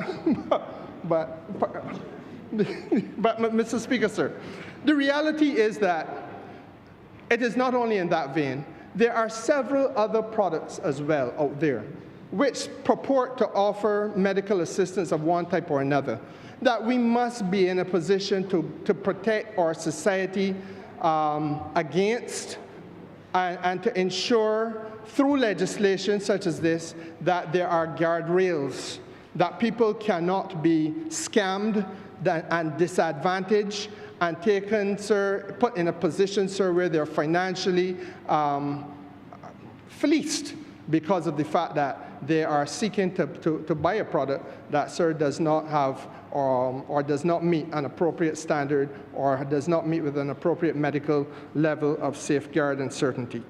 Now, Mr. Speaker, sir, above that, the question of the clinical trials was also addressed by the Honourable Member from Christchurch West. And, sir, we are talking about, again, positioning Barbados in the middle of what can be broader supply chain dynamics. You don't get to the stage where you have a drug certified at a certain standard unless you go through the clinical trial process. And to put us in the middle, sir, or to put us by legislation, we have now the capacity to be in the middle of product development. So that when my friend speaks about his experience in the University of Wales, it may well be that one day the University of Wales or some other university will be speaking with a large pharmaceutical company about a product which is of significant value to people in this part of the world, or indeed any part of the world. And for Barbados now, sir, by way of legislation, to be in a position where we can legitimately say, look, we can host clinical trials. And with hosting of clinical trials, Mr. Speaker, sir, we are going to comply with good clinical practice. We are going to comply with good laboratory practice. And in fact, sir, according to what the legislative ambition is, we can establish a national quality laboratory. It enables us, Mr. Speaker, sir, to go to that next level. That when these trials are being done all across Europe, all across North America and Canada, sir, and other parts of the world, that there are people and companies that benefit financially from being able to be included. But our lot has always been to be on the outside of the manufacturing process, either directly or indirectly, and therefore not to be able to benefit from the inclusivity that is being offered to them. Now, Mr. Speaker, sir, it is also important to recognize that there are going to be those in our community, like the Honourable Member who is now leaving his seat, and I suspect the House, who has an academic interest in this area. And, Mr. Speaker, there will be others who will be able then to find a financial future in areas where we now come to the intersection between pharmaceutical development and studies and trials which are focusing on human safety. Trials, Mr. Speaker, sir, which are looking at the efficacy, is that the word? Efficacy of the proof, the collection of data. I ain't a doctor, but I do know that the data has to be collected, Mr. Speaker, sir, and having been collected, it has to be tested against a diverse range of considerations. It might be gender, it might be the age of people, Mr. Speaker, sir, different ethnicities, et cetera, et cetera. But all of these are stages where there are different levels at which Barbadian men and women of tomorrow will now be able to participate and earn a living. And that is the transformative aspect of this legislation, giving to the future opportunities that did not exist when we were coming along. And Mr. Speaker, it is for those reasons that I believe that this is the most valuable piece of legislation. As I said to you, it is a happy day for me to be part of a parliament that is doing this. It is yet another step that Barbados is being taken in by this government in terms of transforming the economy of the country, transforming the financial prospects of the country, and laying out a new sphere of opportunity for there to be jobs and upward social and upward economic mobility for the people that sent us here to represent their interests. I'm obliged, sir.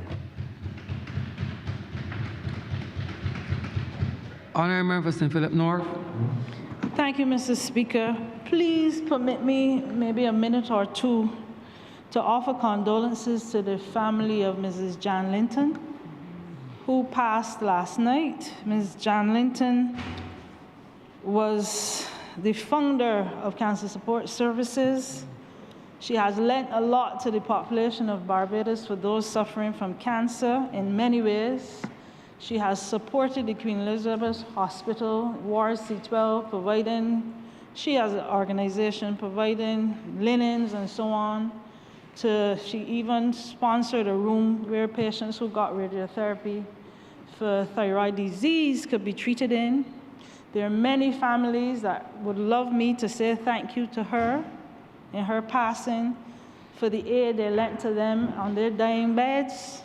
Oxygen supplied. I often stood up in Parliament advocating for more money for the organization, and I will continue to do so. She had an interesting, holistic approach to the treatment of cancer patients, whether it be psychological, medical, seeing that they had the monies to do things, to buy drugs. She played a part in my education and several of the medical fraternity. In terms of the same cancer treatment, every year we had seminars to educate not only the medical fraternity, but patients and family members of those patients. And I hope and pray that her legacy lives on. She was a close personal friend of mine, as well as the rest of her family. And I want, if I may, on behalf of the House, to offer her daughter, son, grandchildren, extended family and friends, my deepest condolences. With that, Mr. Speaker, I'm excited, like the honourable member that spoke before me, maybe not as excited as him, of the prospect of medication that may no longer be blue, and I offer apologies to him for having the experience of taking some of the generic blue products and did not have the effect, as he suggested, that he thought. Not blue ones. They're now yellow and all kinds of colors. But since I started on that, I want to say a few things. The legislation is important. I wholly support it. But segueing from the previous member, I am happy to see that, and this is not the order I really wanted to speak, that there will be regulation in terms of the herbal medications, sexual enhancement medication, as he was trying to say but didn't. Things like fade creams. We had, when I was on the Pharmacy Council, we had several issues with entities bringing in fade creams, and fade creams could be very dangerous. People are not aware of it, but it could wreak havoc on the immunity. There are cases, I know for sure in Jamaica, where somebody died for constant use of fade cream, and then when they got sick, body could not defend itself. We had cases as a Pharmacy Council where you clear out an area one day, no backing from the police service. I don't know, the legislation said that we could. By the next day, the products or a new set of products were back on the shelf. I am hoping that this authority now will have the teeth to see these things through, where people cannot, and you see it in the legislation, import things willy-nilly and put it on the shelf and market it to unsuspecting individuals. I think the legislation opens wider doors in terms, as other members said, in terms of investigation of drugs, especially herbal medication. I remember a time where on the western side, we used to produce, Guyana and so on, the region used to produce coconut oil. And America and those saw it fit to say that it was the worst product in the world, and the manufacturing decreased. Lo and behold, they took over the manufacturing. It's not the best product in the world, something that has started in the Caribbean. We need to look into things like that. We have things like the sour salt that everybody's purporting to know for treatment of everything. Sour salt, coconut oil, the several bushes, Searchy bush. There are members, I believe, in UE that have been researching this. Now is the time with this legislation that they can take it a little further in terms of research, in terms of clinical trials. I know that's a long process, but it's important for us, not only for financial income to the country, but basically putting Barbados is already on the map, but even a little further on the map. Everybody spoke about the clinical trials, and I agree, and it is true, that oftentimes this population, meaning the black population, are excluded. We had instances, I could think of at least one drug, where it worked both sides. Either it was proven this drug for hypertension worked better in the black population, or this drug for another reason worked in the opposite direction. And we need to have more research on our population, African, Afro-Caribbean, however you choose to call it. I remember as a young medical student, one of our pathology books, I think it was Kumar and Kumar, or something like that, stated, and if I look hard, I can find it, black women do not often have fibroids. Mr. Speaker, one in every probably 10 people that I see, not one, 9 in every 10 people have fibroids. And it was stated, and I remember, she's now Professor Patsy Prussia. Yeah, when I met her, she quarreled. She said, I don't know, these people come in this research for black people. Everybody has fibroids in this part of the world, which is true. I hardly meet the patient. So things like that, we need to research. We need to look into. Menopause is now a catchphrase in Barbados. We need research on that. Women in Barbados, I find, tend not to want to have the hormonal therapy. Soursop is another thing that I hear through the grapevine that works. We have a lot of herbs here that probably will lend to things like that. And it's important that we as a people, as the population, delve into these areas. And I can remember here with these international trials, if many of you or some of you might know the drug metformin, popular drug for diabetes. Way back, Europe invented it, Europe started it. Going well in Europe, America said it's the worst thing in the world. No, America is using it as one of the top drugs for diabetes.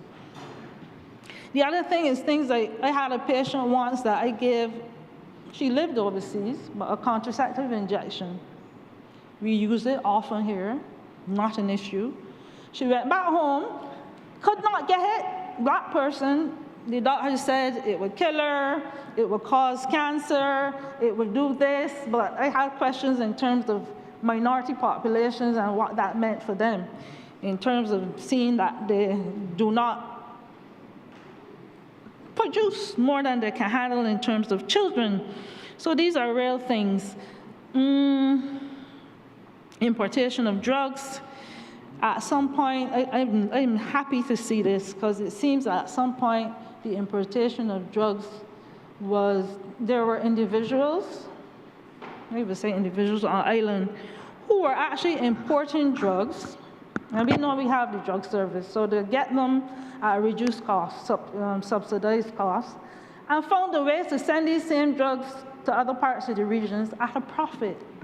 I am sure this would hopefully, if it's implemented, will stop some of these things. We have well-known pharmacists that are responsible for this kind of thing, and I'm hoping to see a good crackdown on these things, including some of the drugs that the honourable member spoke about. He is perfectly correct. The member that spoke before me, in that there are a lot of over-the-counter, and the member for South Central, a lot of the over-the-counter supplements and medications that are around. I used to manage a pharmacy at one point, and Fridays, the druggists used to bring in a medication, I forget the name, a supplement. Every Friday we sold out. Of course. We can. Either it worked or it was a psychological thing every Friday, and there was little on the packaging. I saw a patient recently with an energy capsule, came in with palpitations, near heart attack, nothing written on it, but you see the products on it, and if you do not look it up, you will not know that these will cause these things. These are things this authority, I'm hoping, it says, will regulate. I'm excited about that. The supply chain. We learned a lot through COVID with respect to supply, but it was happening even before then. We as private physicians and pharmacists oftentimes know, as I speak, it is happening where certain medications are out of stock because of lacking in the supply chain overseas. That and the public institutions, QEH, the polyclinics, are more or less given first dibs sometimes, and that applies to things like syringes and other medical equipment. Imagine if we could do some of these things ourselves, where we don't have to rely on an international entity in line to see after the big players got their supplies, where we come at the end of the totem pole, where we could actually be first on the list when we do it ourselves, where we can get quality drugs, that the honourable member who sits beside me was saying. Quality drugs. I remember a story where my father said he was in Canada at the time studying, and they toured saltfish production firm. And the question came up about exports.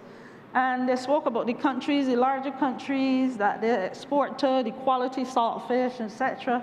And then he noticed a batch on the side that didn't look exactly too good. What do you do with this? And the guy said, we send it to countries in the Caribbean like Barbados, the third world countries. That is a reality, and that was what was happening, at least at that time. Yeah. If we can oversee our own production, our own quality controls, and the drug service, I will have to give them kudos. They were on it with respect to quality controls long ago. It's nothing new.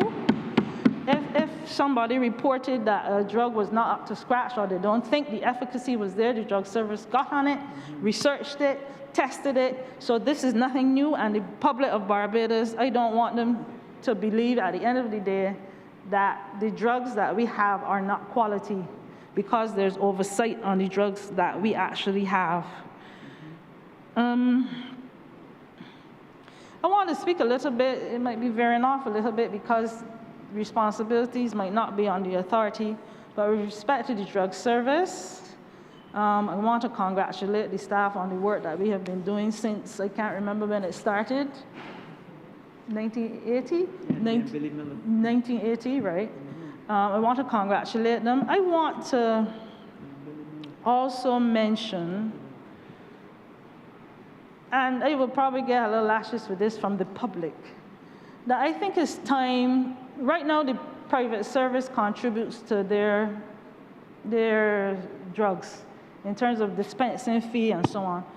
But we still have a big gap in the public sector, for instance, like polyclinics. And of course, I'm saying this with exceptions. There are many people who enter the polyclinic for medication. A lot of them returning nationals that get their pensions from overseas, never contributed to our system, never paid NAS in our system, but are happy to sit down with a book in the polyclinics for hours to get free medication that somebody else pays for.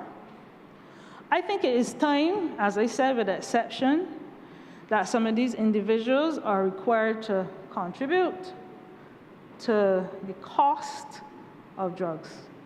It is only fair. And it can lend to less burden on it. And hundreds of people visit the polyclinic on a daily basis.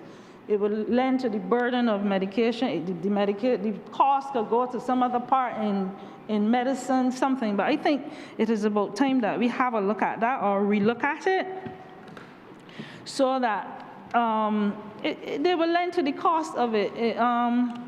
We pay taxes, all of us in here pay taxes. Many people pay taxes, and I think it's time that others who come in from outside are asked to contribute a little bit.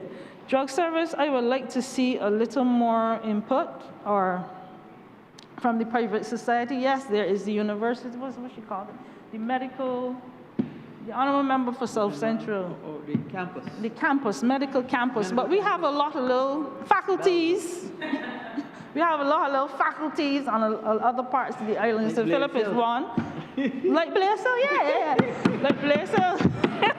We have a lot of faculty. And we do have a lot to contribute in terms of choices of medication, and so on with respect to drug service. And we're all excited outside of the little off campuses. We're all excited about this legislation as far as I can tell. One of the things, it might be all over the place, but as I said, we need to do some studies on menopause and so on. So forgive me. Vaccines. I remember being on the Pharmacy Council, and I'm hoping it gets to this at some point, where the pharmacists, during COVID it came up, where the pharmacists were advocating for the authority to administer vaccines. The idea was to take the burden off of the doctors and the hospital and the clinics and everybody. Overseas, they do it. Yes. And I think this is one of the things that they have to think about and reconsider. When we speak about vaccines and supply chain and everything, have other entities. We're moving forward with nurse practitioners who are basically like doctors to a certain extent. Let us move forward to give more responsibility to our pharmacists. They are well-trained. Most of them are trained here. We know they're well-trained, and they're an important part of medicine, of the medical community.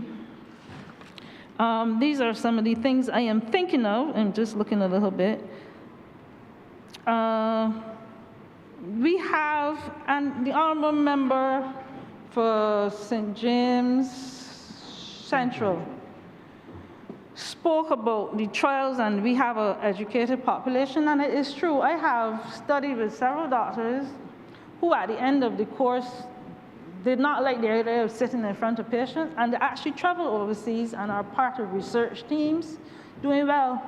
We need to get some of these people either back, or as he was saying, uptrain these people, uptrain university students. We now have a larger horizon for students to be able to study and give input to encourage people to actually stay on island and work. There's opportunity, as we can see out there, for this once it is happened. I'm not sure was the time frame for it, but we have that. So basically, there's something about disposal of medical products that came to my mind, which I thought was brilliant. And I want to interject here, it is a medical product, but not medical drug product. At some point, the hospital had issues with disposal of the byproducts from the labs, from what they do there.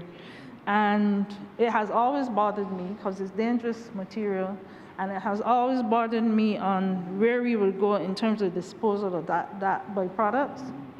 I think bio-waste, that's the word I'm looking for.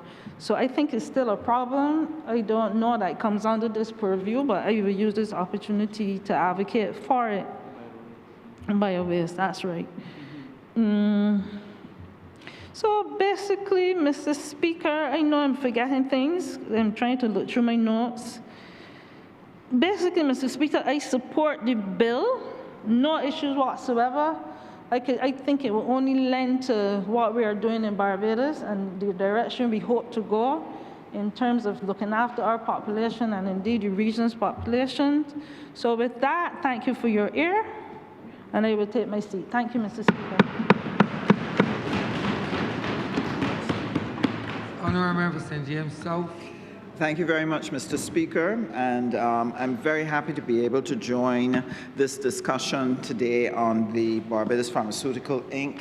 I want to sincerely thank the senator from the other place for being able to come and share with us and the country concerning the absolute importance of the development of this particular bill to allow us to move forward with the pharmaceutical industry for Barbados.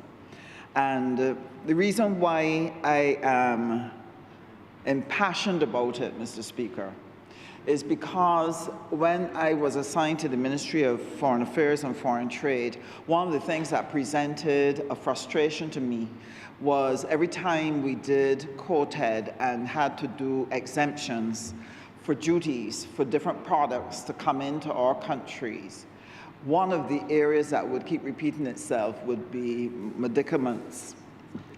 Coming from Latin American countries, coming from other countries. And when I looked at the volume, the amount of money that was spent annually, the millions of dollars that was spent in bringing in products that I recognized that Barbados had the capacity to be able to produce, I said this is an area we must pursue. And that is why I am so pleased that we now have before us this particular bill. And in addition to that, not only is it going to be saving us money and generating money and so on, but this is part of a fulfillment for the diversification of the Barbadian economy to allow it to be more sustainable, more resilient, to allow us to be able to weather storms better, because we now have a diversity of different economic sectors on offer that keeps the economy strong, and more importantly for the young people sitting in the gallery, opportunities for interesting, good-paying jobs that they can get excited about and become a part of this pharmaceutical industry. And I'm trusting that you will be able to do so. So, sir, when we were approached as a ministry concerning the formation of this particular body, the Barbados Pharmaceutical Inc., to ask us to partner with them to be able to work on the area of providing the necessary training, the competencies, the skills to ensure that Barbadian people, young people, would be able to be a part of this industry and be a part of moving Barbados into a place of pharmaceutical security. My team was absolutely excited, and we look forward to continuously engaging the team and developing the plans to adjust what we are doing to ensure that we are in a position to give this necessary support. So that the discussion around the provision of a training academy that would support this particular venture, I think, is a wonderful and worthwhile one. Because I have always believed that Barbados is a place where we could go after pharmaceuticals and to be able to take advantage of the benefits which we offer in terms of the highly educated workforce or location, etc. All of those things make us a good candidate for pursuing this particular area. Now, in our discussions, there were a couple of things that struck me immediately. One was the target for how many young people they think they would need to start with.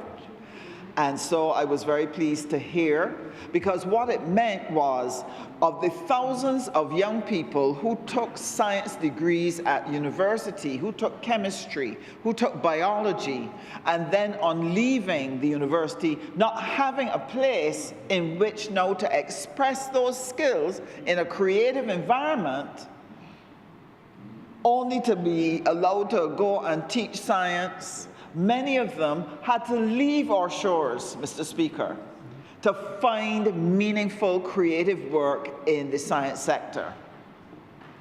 At this moment, I'm thinking of a young woman who has her degree in chemistry, in biology, and she now is working with a firm in Canada working on materials innovation and looking at how you can develop new products from petroleum, a young Barbadian woman. We had no place for her within our setting to allow her to utilize her skills. And so for me, I am looking at where are the opportunities that we could offer her that she could come back and rejoin Barbados and help us to move forward in the area of science innovation and the development of products. This is going to be important. So I was very pleased in our discussions to hear that they have done a workforce role mapping framework that helps them to identify the range of skills that we're going to need to be able to support this industry and the types of requirements and competencies. This is going to help us in our collaboration to be able to identify the specific subjects that we must ensure becomes part of the University College of Barbados to ensure that our young people study the right combination of things that they can participate in the manufacturing of these products. So I am very happy and very pleased about this. But one of the wonderful things that was added to this that made me excited was you recognize that they were very serious about where they wanted to go, and they were here for the long haul. They spoke about the fact that digital training had to be an integral part of the science training to participate in this manufacturing opportunity. And therefore, it meant that they had already adjusted for the future, that they were bringing cutting-edge opportunities to Barbadians, that Barbadians who train with them and work with them will then have the world as their oyster and will be able to go any part of the world and to be able to offer their skills if they so desire. But we're hoping that we'll be able to keep them at home because we're able to offer them the type of job that gives them satisfaction, that gives them the sort of pay that they would like to have. So I truly, truly welcome this significant move forward in terms of the pharmaceutical industry. Now, another reason for my passion about this, and a number of members would have shared it, has been my concern for many, many years about the fact that a lot of medications that are developed were not designed for our African bodies. That whether you are African or Latin American or if you are Caucasian or what have you, there are differences in how your body responds to medication. There's certain predispositions that different racial types have. Their genetic makeup make them vulnerable to certain types of diseases and to certain types of responses. And therefore, the absolute need for research for better health for our people is an important part of what we have to do. But we cannot sit and wait as we have done over many, many centuries, waiting for somebody else to do it for us. Waiting for the colonial powers to recognize that we have a need and that they should, out of the kindness of their heart, make it a priority to look after our needs. What we are doing is getting up and taking charge of our own destiny and taking responsibility for our own future and doing this groundwork here to be able to ensure that we start this pharmaceutical industry and support it with the research that is going to be necessary, that we can begin to develop and design drugs and various products that work for our people. And at the same time, to be able to export this across Africa and Latin America and so on. A lot of people don't know that there are hundreds of millions of black people who live in Latin America, who came from Africa as we did. So, Mr. Speaker, I think it is important that we have that confidence in ourselves, that we have the skills to set up the necessary laboratories, that we have the intelligence to come up with some of the approaches that are going to be needed in order to come up with products that we can test and do our clinical trials and be able to offer to Barbadians and Caribbean people and African people and Latin American people products that will work for them. And the reason why I say so, that we have the capacity, I remember a mother called me about 3 years ago. She said, I want you to talk to my son. He's 15 years old. The child went to school at, I believe it was St. Leonard's School. He said he had invented a product. He had taken soursop, and he had developed a product that you can use as an insect repellent on your skin. And he did his own little clinical trials with his product, and it worked. His science teacher had encouraged and supported him in the development of the product. But the challenge was where to go from here now. What to do with this now? How could he get to a commercial level? Who would take him seriously at 15 that he had developed something that they had tested and it had worked? And unfortunately, at that time, we did not have the infrastructure in Barbados at the time to really assist this young man to develop a patent on his product and to help him to take it to the next stage. So this is another reason for my excitement over the fact that we are forming this industry, taking it seriously, and pursuing it in all of its forms. And like the Honourable Member for Christchurch West, I am trusting that the management of the patents and so on will be a part of what we're doing, and that we will provide the necessary funding, because doing a patent is a serious thing. You can patent here, you don't patent everywhere, you find yourself in a problem. But if we are able to put the necessary monies and funding available to allow people to protect those patents, then Barbados has a very, very bright future. Not only because we could produce a young St. Leonard's student who could develop an insect repellent, but for all the other wonderful things that were shared by the Honourable Member for St. Philip North, which I myself am very, very keen on. Here in Barbados, we're not only talking about the soursop for cancer and the other uses that it has.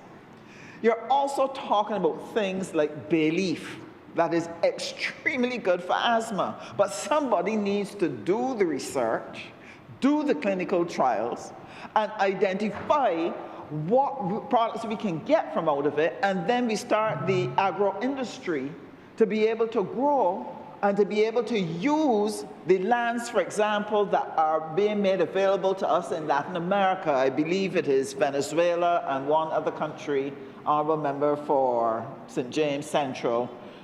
Guyana? Yes. That if we can identify a product that has medicinal values, those lands offer us the opportunity to commercially grow those particular items so that we could have a viable pharmaceutical industry in that particular product. That is what I am excited about. I think about what a lot of the old people call Wonder World. You young people wouldn't know a lot about that product, but that product is probably one of the best antibiotics that you can use if you have a cold, if you have an infection of any kind. Wonder World is something that has powerful medicinal properties, but the research has to be done. The testing has to be done.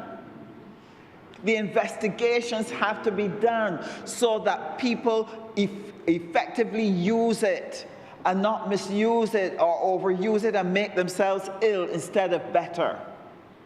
And those are only 2 or 3. You have no idea how pleased I was visiting one of our medical universities to hear that they were doing significant research on some of the foliage around the country, and we're identifying solutions to problems that we have here in Barbados. They've made significant progress. I am hoping that they're reaching the stage where they can actually come out and say what that new product is and how we get it from a common plant grown in the gardens of Barbadians. This is exciting work. And sir, there is another wonderful, wonderful benefit coming from this. For centuries living in a colonial environment, the colonized live with a sense of inferiority. They live with a sense that they do not have the same worth as their colonizers, that they're not as bright as, that their observations are not as valuable, that they lack the ability to be as effective in the development of their economies because they're not bright. And this is something that has plagued generations of Barbadians and Caribbean people. It is built into our psyche. We don't understand how it affects us in terms of how we evaluate ourselves and value what is around us. And that is shown, Mr. Speaker, by the lack of interest that we see in our communities about a number of things. How many people have taken the time to check to see what climate cherries can do? Who has looked at the fact that we have shak trees all over this country and nobody has a clue as to what that seed is about and what it can do for anybody? Why? Because the inherent inferiority complex makes us undervalue what is around us, and we are more comfortable with what comes from elsewhere. And as long as that remains, you will always be dependent at an economic level. You will never chart your own destiny. To chart your own destiny, you have to believe in yourself, you have to value yourself, and you have to value what is around you. The development of this Barbados Pharmaceutical Inc. is an expression that Barbadians are breaking out from those inferiority complexes, are beginning to understand that they have value and worth, and that yes, they can step up to the plate and do something bold, do something different that previous generations have never done. And that is one of the reasons why I applaud it, because it will build the self-esteem of Barbadians when they recognize that we can bring something to the table that is of value and that has worth and can be used by other people across the world, because we innovated, we created, we succeeded against the odds in working in this particular area. And lastly, Mr. Speaker, the other reason why I'm excited about this is how pharmaceuticals will tie into our agricultural industry. I'm excited by the fact that now that we have built the Hope Agricultural Training Institute, and now that we are finishing the Duke facility, that Barbados will now have the ability to be able to work alongside the pharmaceutical industry, alongside the agro-processing industry, and begin to grow and experiment with the types of plants and seeds, etc., that can be used in any of the things that we want to do, whether it is food supplies, or whether it's pharmaceutical supplies, that we can work hand in hand in helping to produce the best varieties that will support your pharmaceutical industry or your agro-processing food industry. So the students at Hope and the personnel at Duke will be able to become part of this chain and work hand in hand to help Barbados succeed in the development of a pharmaceutical industry. And this is why I'm excited about it. I want to congratulate the Honourable Senator and her ministry I want to congratulate the Ministry of Agriculture that will be a part of this, and the Ministry of Technological and Vocational Training is eagerly waiting to work as a firm and strong partner to help make this a living reality, to bring opportunity to our young people and to give them the hope for a bright, bright future. May God bless you all, and thank you very much, Mr. Speaker.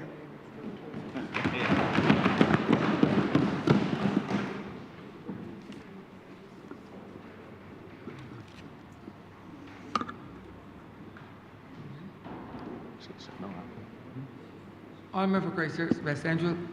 Thank you for the delayed opportunity, Mr. Speaker, sir. Let me start by saying that I want to, again, wish my condolences to the family of our late Chief Fisheries Officer, Dr. Shelley Ann Cox.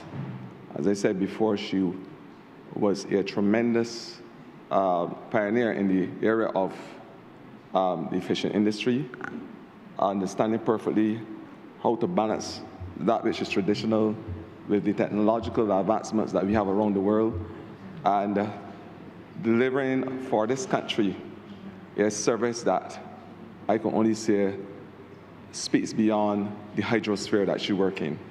I also want to pay homage because my eyes would not permit me to look without understanding and appreciating my former lecturer who is sitting in the chamber, none other than Dr. Marian Hines, who insisted that I must be able to do something so that, unlike the Honourable Member for St. James Central, who spoke of those blue tablets, that I, at some point in time, didn't make my lecture blue vets with me.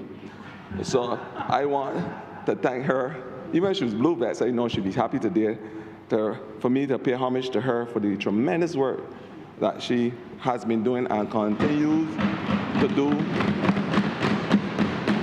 on behalf of the people of Barbados as it relates to ensuring that we have a drug service that is fit for purpose. But in order to get a drug service that is fit for purpose, we must recognize that we had a service operating under legislation that was really archaic. And there is never, in the words of my mother, who had some axioms that only old persons can understand and appreciate, that there is never the wrong time to do the right thing. And today, when we are able to repeal the Therapeutic Substance Act, revoke the Health Services Control Drugs regulations, and revoke the Therapeutic Substance Act 1950, along with ensuring that that which is the Pharmacy Act now aligns itself perfectly with this new legislation, I am saying that the stars now have aligned themselves in a special way so that our country can now say that we have legislation fit for purpose. And when I say fit for purpose, I want us to appreciate and understand what we are being faced with as a small island developing state, a very small country. You've heard about the existential threats, the threats of climate change, the threats of biodiversity loss, and pollution being a partner in the triple planetary crisis. I just want to add the fourth horseman of the apocalypse, and that is, my friends, antimicrobial resistance. Antimicrobial resistance. And if we don't take a very serious look, not only legislatively, but in the way how we are able to inspire our people to be stretched and scratched with a new experience, a scientific experience to look beyond their current visual acuity, to look beyond that which is in front of them in terms of the new world, the pharmacological industry. If we don't give them that opportunity and experience, Mr. Speaker, then this existential threat that we are going to be exposed to will destroy not only Barbados, but the world as we know it. And this legislation gives us the opportunity, Mr. Speaker, sir, to be able to position ourselves to say we are not only going to show up as it relates to this fight, we are not going to stand up, Mr. Speaker, but we are going to speak up, because we have not only the voice, but we have the brains in this country. I believe, Mr. Speaker, we have the brains, and this legislation would allow. The honourable member for St. James South spoke about it.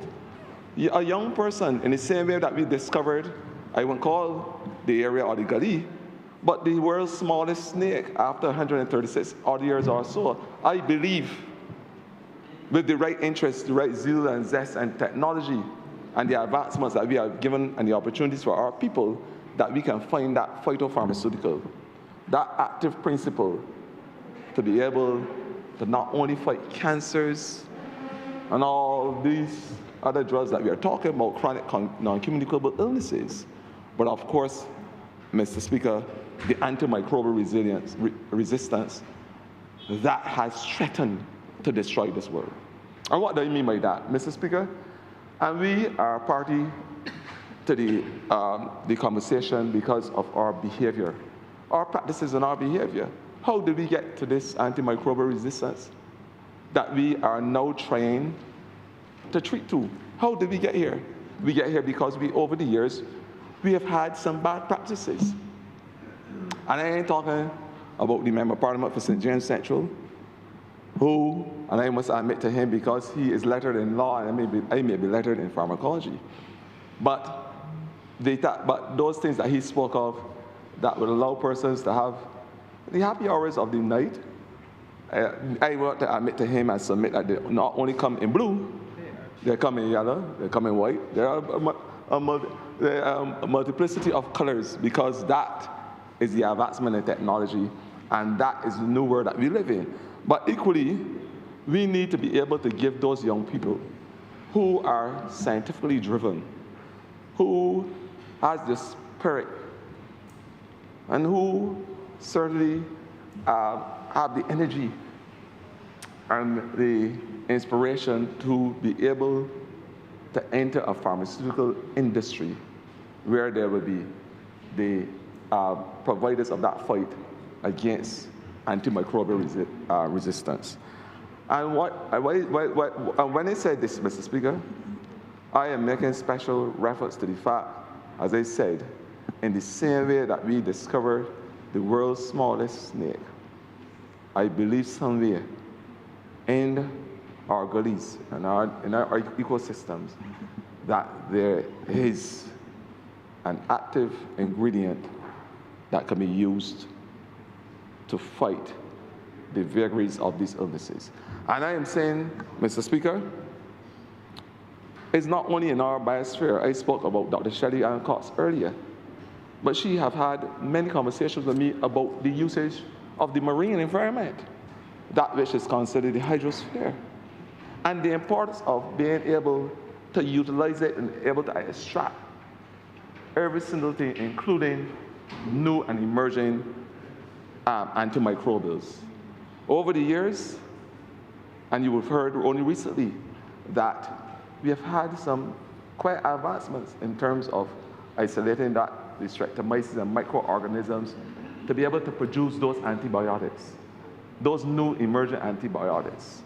Over the years, I think that we have produced from the marine environment chloramphenicol, streptomycin. I think that clindamycin was also produced from the marine environment, and of late, neomycin.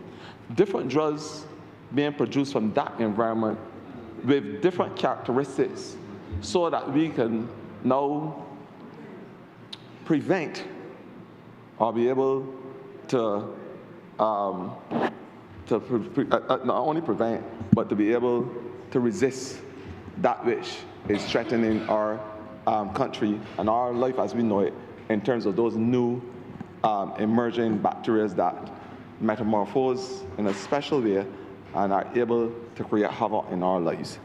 I am saying, Mr. Speaker, sir, that now is the time for us to invest in our young people. Now is the time for us to invest in the innovations.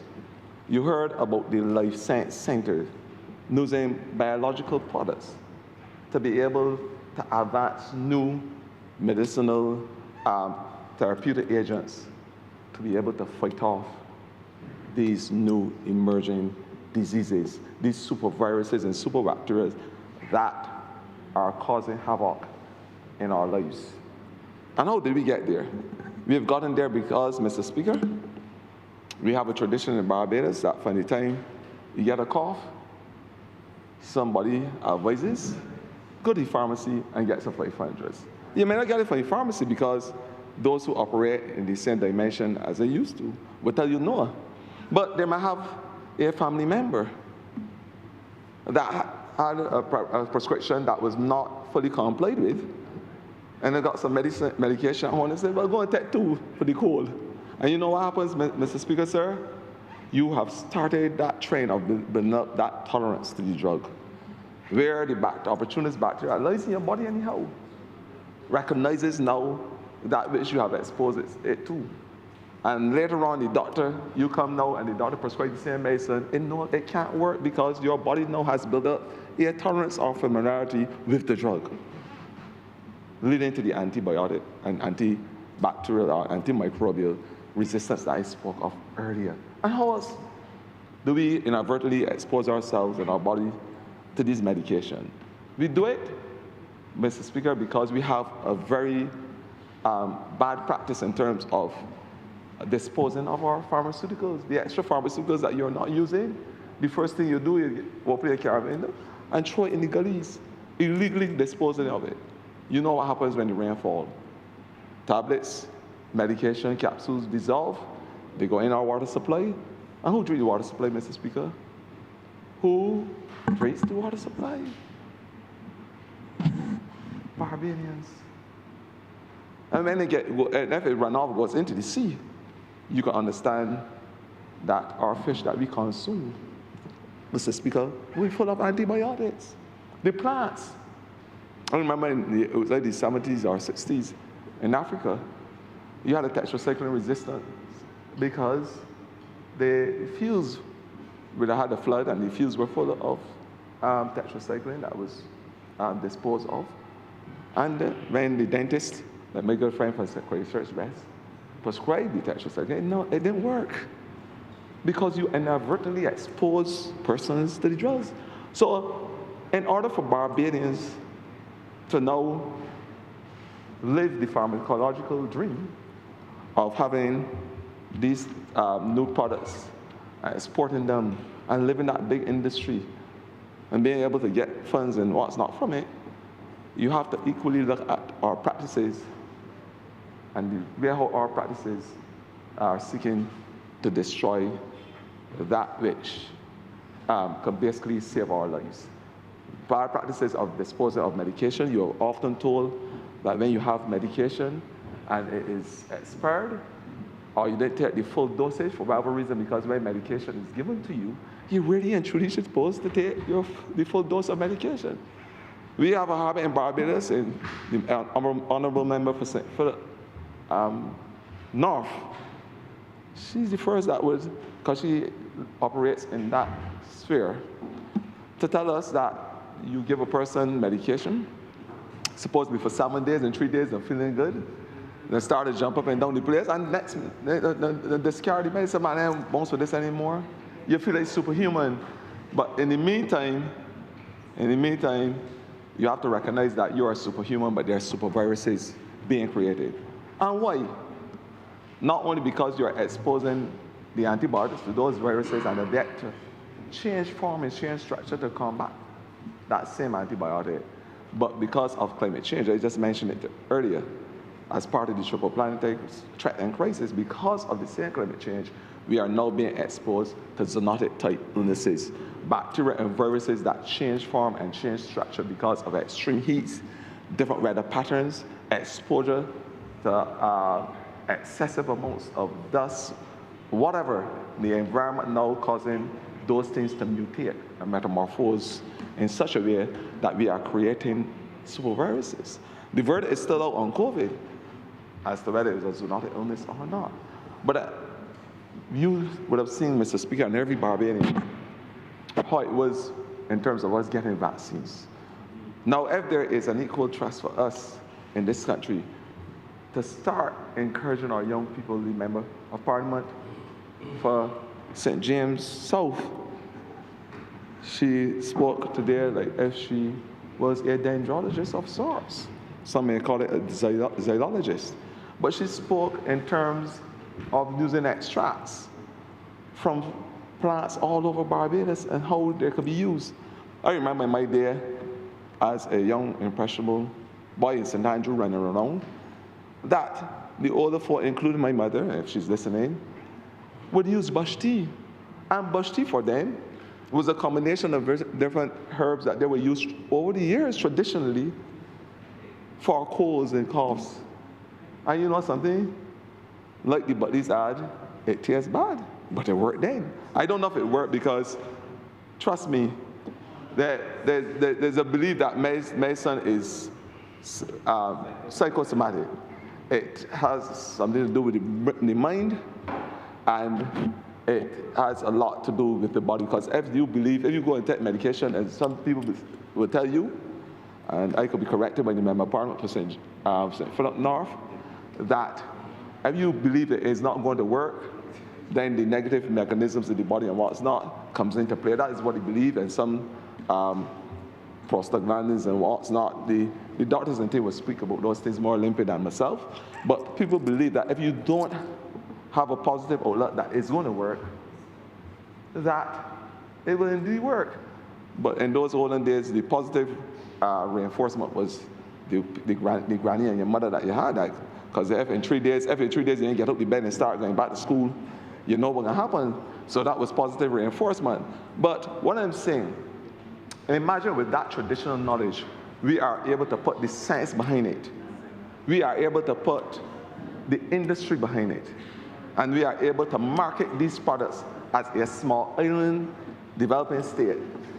We would not be only parading across the world that small little Barbados, 166 square miles, 432 kilometers or whatever, that we would not be able to parade that we only have the world's smallest snake, the tri-snake, but an active principle that can cure diseases that other countries try all over the world, from cancer back down to cure, can't get it done. That's what we'll be able to say with the right technology, and that is what this bill allows.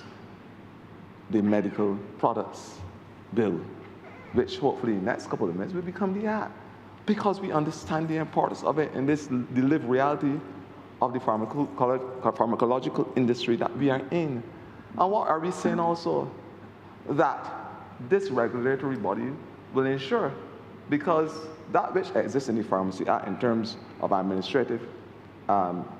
administrative constructs of the Act will remain. But we are taking out and dissecting that Pharmacy Act along with some others to ensure that we have tight regulations. And why is it important that we have tight regulations for this industry? It's important because we cannot afford to lose a life by playing Russian roulette with people and their medication. We can't afford it. And there's my years of experience, over 20-something years now. I've happened to be in pharmacies where persons come. They expect you to give them medication that they believe they see on the internet and all sorts of things. And they believe that this is the medication for them. And they will do everything. Tell a lot of lies, try to falsify prescriptions. I have had prescriptions that were written and were not written by doctors. I'm telling you, Mr. Speaker, just so that they can access certain products. That is why it's important that there's a regulatory body which says not only to pharmacists in the way how we're supposed to operate in terms of the drugs and the various categories, but other non-pharmacies as well. And this is where the buck starts for me, because you would have heard over the years a trend in Barbados that is causing sleepless nights for a lot of us, especially as MPs, members of cabinet, I think it causes sleepless nights for the Prime Minister. The various drugs now that, and the new drugs being used by not only adults, but the new advanced drugs being used and combinations by our young people. The drug usage. And that's why I'm saying that regulations are important, and this bill is ripe for a purpose. Because here we have in this country a culture now creeping in where young persons, are taking medication over the counter. They go to a lot of non-pharmacies. They ain't getting advice from the pharmacists. But because they have this cell phone, they have internet, they're going and research different drugs, the different combinations, how to do this and how to do that. And because a lot of those products are not closely regulated because of the dosage regime, the amount that are found per tablet, the amount that is found in the liquid in the bottle, because those things would pass from regulatory bodies before there are what we consider over-the-counter medicines. You can go in other words, you can go any place. Once there's an outlet, commercial outlet, etc., you can go and take them off the shelves.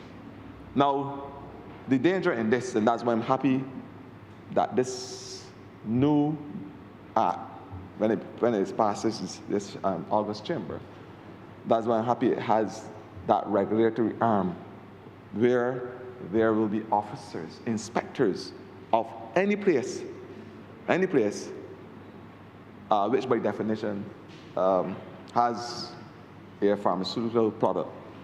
And that place could be any place in Barbados.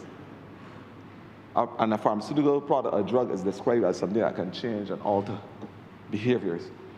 So I'm saying that it has oversight for those places who sell, for instance, codeine and panadine, and codeine phosphate in liquid form, as we are called the codeine phosphate cough syrups, the tuscalide. I see it all over the place. And what those young persons are doing now is taking those things, mixing them with Sprite and what's not, Jolly Ranchers, and calling it lean. Well, they lean themselves into trouble. Because, and the reason why it's interesting, because there's a history as to why it's called lean. Because it was the 1980s or 70s or 80s where persons, when it came off the American culture, after using these things in the Kamotli dance hall, they will lean on the side, Mr. Speaker, sir. The ones in Barbados, young people leaning not only on the side, they're leaning upside down. Because after they're taking these products, they can't remember, Mr. Speaker, the activities that they're involved in. And I believe that this is one of the biggest fights that we must now, as a country, come together and unite and fight against the polydrug use by persons in Barbados, and unfortunately, the young people in this country. Because along with those, the lean and those things that can get over the counter, unfortunately, come across our borders, and this is why regulations are so important. That's why enforcement is so important. Coming across our borders, we are having drugs, ecstasy, methamphetamine. We call it the mollies. I can use the street terms in here. Mollies are being imported under the guise of vitamins. And that is where the pharmacovigilance must come into place. That is where the vigilance at the port must come into play. This is where the vigilance at the level of your organization speaks to having the labs to test. This is where the vigilance comes into play. Because if you're saying that it is yohimbe or ginseng in capsule form, when it is tested randomly, the lab report must come to show that it is indeed yohimbe, ginseng, or any other vitamin, and not methamphetamine, as is the case sometimes. That is how drugs are moved across borders in the world, in the international sphere. We are a small and developing state. That's how it happens across the world, by coming in under the guise of other medication. And that's why the legislation speaks about pharmacovigilance, the ability to see those things. And that's why the inspectors, as you say in your legislation, must be able to go, remove any product, look at the label, make sure that the expiration date is within the confines of the label, make sure that the medication is being stored in an area and in conditions that makes the pharmacodynamics possible, ensure that it's being prescribed under the directions, the absolute directions of a pharmacist by law, or maybe an intern pharmacist or whoever, under the supervision of a pharmacist, and that what you get when the drug is prescribed is exactly what you're supposed to get in terms of the active ingredients. But the legislation goes a little further. It also speaks of the inert excipients, what makes up that tablet.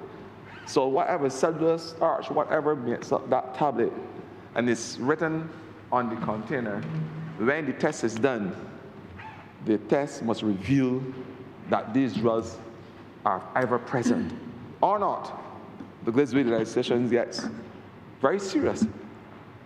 Persons could be subject to an offense under the Act. And the offense that can carry, once you tamper with labels, once you mislead the public and give medication, the wrong information, wrong medication, and you do it willfully, you can be charged on summary conviction, which is the magistrate's court, as far as I know. I'm not a lawyer. Mr. Speaker, you'll correct me. On summary conviction of $50,000 or 5 years in prison. An adequate fine, because you are dealing with people's lives. You are dealing with life and death. And the Member of Parliament of St. James South spoke about all these things that you can take. She spoke about the guy, the youngster from St. Leonard's Boys School, who understands that there's a maxim called fear God, think clean, and aim high. And you spoke about that youngster coming up with this formulation using soursop leaves. When I was a youngster, my mother used to break the soursop leaves and find the house to get rid of mosquitoes, so I can understand the sense of it. His grandmother probably told him that. And we need to give him the wherewithal so he can develop that product. Because you are correct, it's a good product. But along with that, we need to ensure that we are able to isolate those natural things, do all our testing, including clinical testing, like any other country in the world, so that we can have a product that we can export anywhere. That's what we are saying. We must be able in Barbados to derive from that which is natural products that we can export and save the world. Barbados must be the saving grace for the rest of the world. And we have done breakthrough things. Look at our songbird, Rihanna. We're now having a scientist that's only having a breakthrough moment with the streptomyces from the sargassum. We are doing great things in this country. You hear about Carlton Cummings with the battery, recycling batteries, when people were making a laughing sport and couldn't understand the seriousness. Now there is a mad grab for abatement technology. We have seen it all. So all I'm saying is that here is the opportune time for us. The time is right.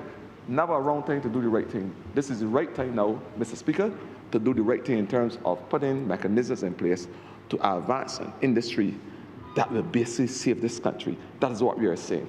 And not only save the country, but if we look a little further beyond our horizon, save the world. You have heard the Prime Minister in her own voice expose the fact that we must create world champions and world leaders. I believe right here in Barbados, there is a world leader in the pharmaceutical industry. And there was a young lady who was able to grace the Elara Court only recently, who work on the same streptomyces. These are the things that will make a difference to our lives. Because if we do not do it and give our young people that inspiration, then we cannot make the advancements that we need to make. But we are not only talking about pharmacological products. We are not only talking about natural and semi-synthetic and synthetic preparations. We are also talking about devices. I came only prior to February from a ministry which spoke about the green economy and the fact that we should be using that which is natural to us to be involved in all sorts of manufacturing, even medical products. I know, for instance, in certain countries, they use the coconut husk to be able to build out the prosthetic industry. Some persons use even the trays in the hospital and made from green organic products. There are a lot of things in industries. Some hearing aids, you use certain bandages from the sheep cecum, using our black belly sheep because it goes into agriculture. There are a lot of opportunities, Mr. Speaker, and I see, without you saying anything, Mr. Speaker, that you have indicated to me that I have passed my expiry date. But I want to say that even sometimes after you pass that expiration date in terms of pharmacodynamics and kinetics and the pharmacology of a drug, that it may still have some usages, irrespective if it is blue, yellow, black, or brown. Mr. Speaker, I want to say that this bill is the perfect medication right now to treat the concerns of an industry which ultimately will have now to save not this generation, but generations to come. I'm obliged.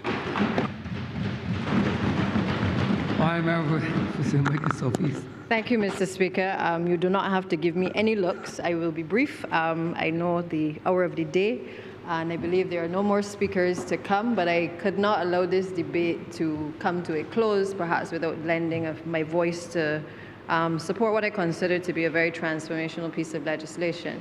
While I support what is being proposed in terms of the regulation of the pharmaceutical sector, the fact that we are clearly seeking to bring a level of research and a level of industry to what I think many Barbadians may perhaps not even be familiar with. We all take medication from time to time, but at the end of the day, I think what this government is seeking to do goes way broader than simply the passing of prescriptions over a counter or the administration of medication when you fall ill. This journey started about 4 years ago, Mr. Speaker. It started as a result, I believe, or perhaps the beginning of a journey.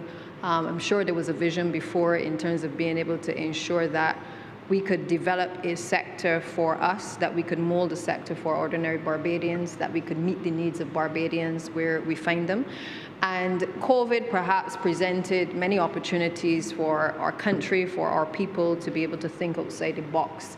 I consider this one of the legacies as a result of the COVID period. We're certainly inspired by what was happening on the global stage, where we were fighting to be able to get the basic vaccines that certainly then Minister of Health, certainly Prime Minister and the rest of the team would have recognized that given that we were in a scramble to be able to save our people, and for those of us who were on the front line, we were well aware of what that scramble looked like, both from the government team but also from the medical profession trying to keep the country afloat. So at that time, obviously, it was a case of getting the vaccines to this country, making sure that from the youngest child to the oldest person that we were able to stabilize our country, to make sure that we were able to access what the other international countries had access to, and to be able to make sure that we had drugs that were safe in terms of vaccines, that would basically help to protect our people.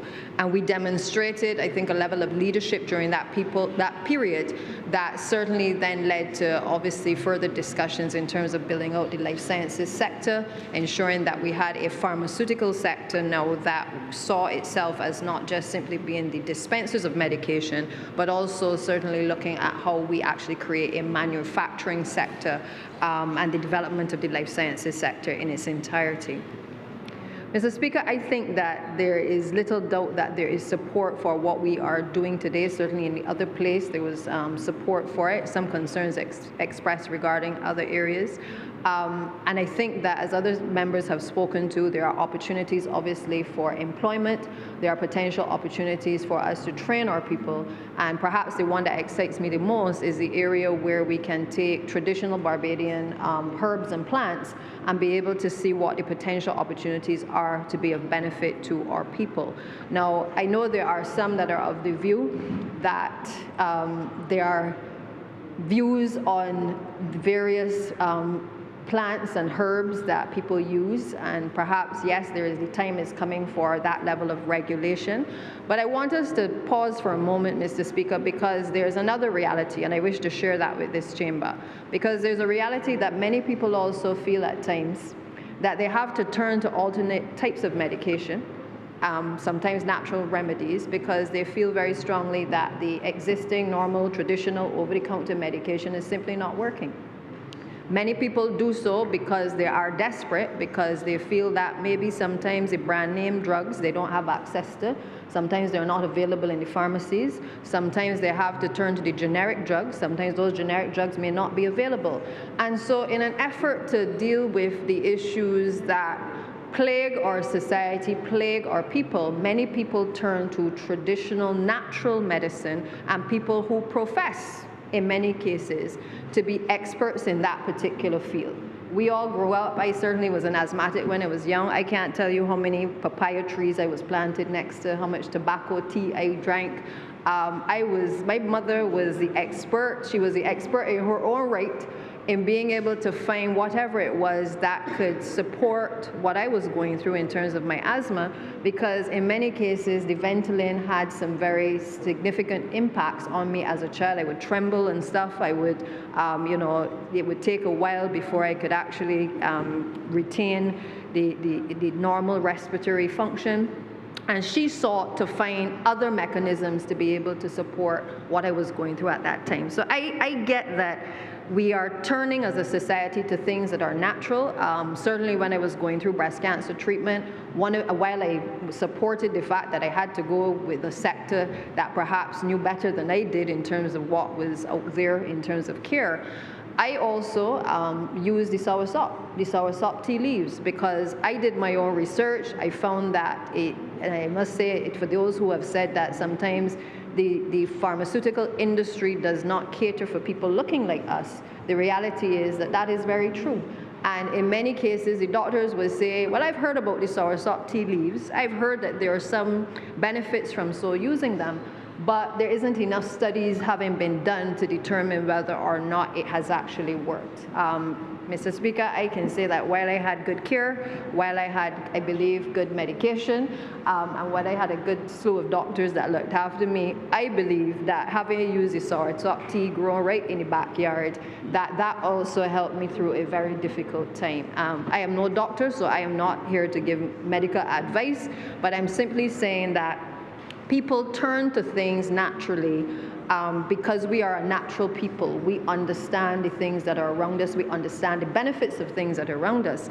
And many times we turn to those things in an effort to be able to seek solutions to the things that simply are not working over the counter. Now that brings me to a very important point, sir, because I was hoping to hear both the doctors in our midst and others collide with this very significant issue. While we are seeking to regulate the pharmaceutical industry and create new industry, there's an elephant in the room, sir. And that elephant in the room are the people that I see when I go to visit people at the Queen Elizabeth Hospital who are waiting for the dispensing of medication. The long lines, sir, the long waiting times, the long issues and the frustration that people are facing being able to get basic drugs. This is not about which drugs they're getting, but this is about the fact that while we have taken 4 years to get legislation to this place, Rome is burning, sir. There are people that I encounter when I go to the hospital to see people who have no choice but to be there. There are people who, when I go upstairs, they've taken a number, and when I come downstairs, the number has moved but 1 or 2. The fact that sometimes we don't have enough people behind the counter, or that people are there long hours waiting for the dispensation of drugs, especially our elderly who have not been able to encounter either the face behind the counter or to be able to have the accessibility to the drugs. So while I support, sir, what I think is a very noble exercise to be able to get us to this point and the potential of the future to be able to create opportunities for our country to ensure that these young people who sit in the public gallery from the Springer Memorial School, that they have the opportunity to dream big, to see themselves as scientists, to see themselves as being able to contribute to this sector in the long term. My concern, Mr. Speaker, today is also with the people that I encounter that have asked me, that have sent me here and have asked me to raise with our Honourable Minister of Health, since she is also in this place, and to raise on their behalf a very critical day-to-day issue that they encounter in being able to have medication dispensed quickly. Now, what is interesting, Mr. Speaker, is that during the COVID-19 period, we also learned a lesson. We learned about quick dispatch of pharmaceuticals across the counter. And we got them to people's homes quickly, expeditiously, without any challenges, because we needed to get things dispensed to people's homes.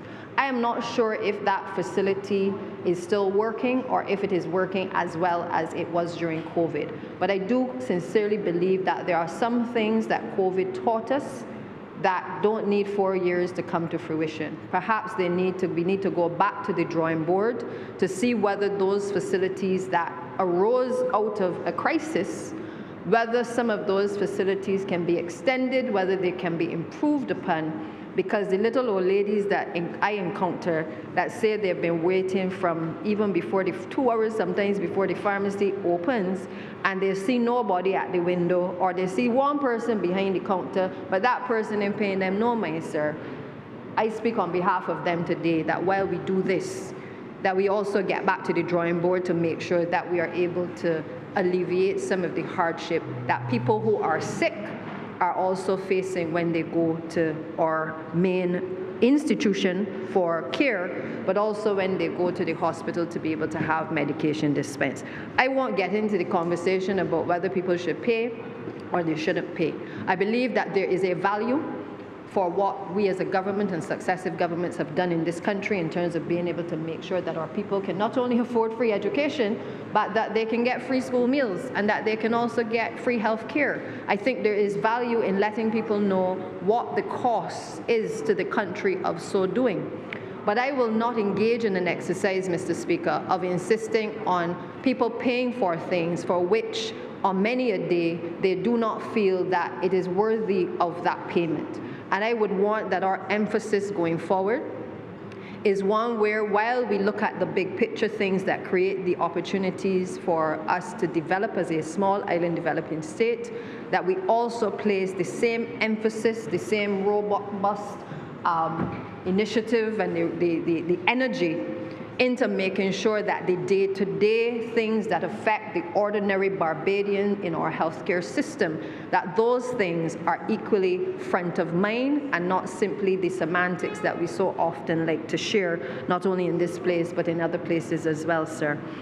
I also want to make the plea as well for those who are cancer patients, because as I speak about the brand name drugs, I am mindful that there was a time when we had a lot of relationships with the pharmaceutical companies, and we had certainly a far better relationship in being able to access those brand name drugs. Now, brand name simply means that it can be a little bit more expensive. It's going to mean that it is more effective. It also means that more research has gone into those particular drugs in terms of being able to have the accessibility to our people. And while I appreciate and understand that sometimes the generic drugs may often be as effective, I am concerned for the cancer patient. It was so ironic that I got the message this morning to say to me, because people out there clearly are listening to the debates, honourable member who would have introduced this bill, and they raised this issue, the cancer patients did, about a drug called Androcur, which has been removed apparently from the list of drugs that is accessible to our cancer patients. And many of them now have to rely on the cyproterone tablets in order to be able to have that as a replacement. I am told, again, I'm no doctor, but I am told that it is coming with some side effects.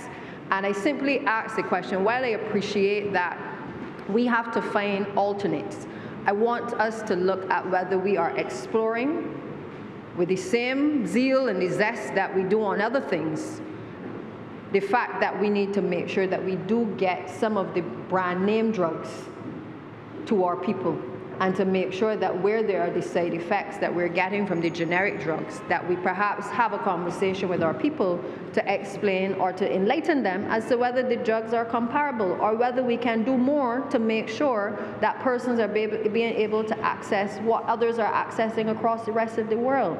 Because we live in a time where people can get on the phone, they go on the internet, and they know what their friend in the United States and in the UK are taking, and they are told, but this particular drug is what is available to us here.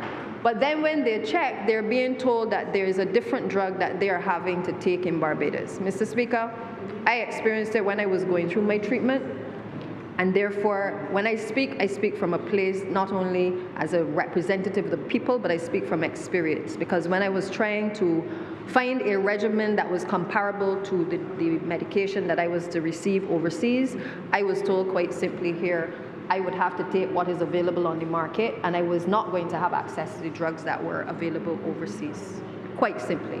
Now, I may have been fortunate, sir, and I give thanks to the Almighty Father every day for being able to have the opportunity to go there. But I never forget the people I have lost along the way that also had to settle for things that were, I wouldn't say inferior, but were not the same. And I believe I have a responsibility to be that voice to make sure that every Barbadian in our healthcare system has the opportunity to have access to the best quality medication and also the best quality care. I will continue, sir, to be able to advocate for that as long as the Almighty has given me life in my system. And I know we are trying, there's many moving parts, so it is not to say I don't know that we aren't spending millions of dollars to upgrade the system. I've heard those speeches before. But I speak from a place that there are ordinary people with simple questions about the type of drugs that are being administered and whether they are comparable to what others are taking or what is available on the market. And I think we need to move with the same aggression to ensure that those conversations are picked back up with the relevant companies to make sure that we have a diet available to our people that allows them the comfort to know that we have done all that we can to make sure that we save lives, sir. And sir, as I said, I think the other thing for me is the capacity of the authority, because what we are placing on this authority going forward is major.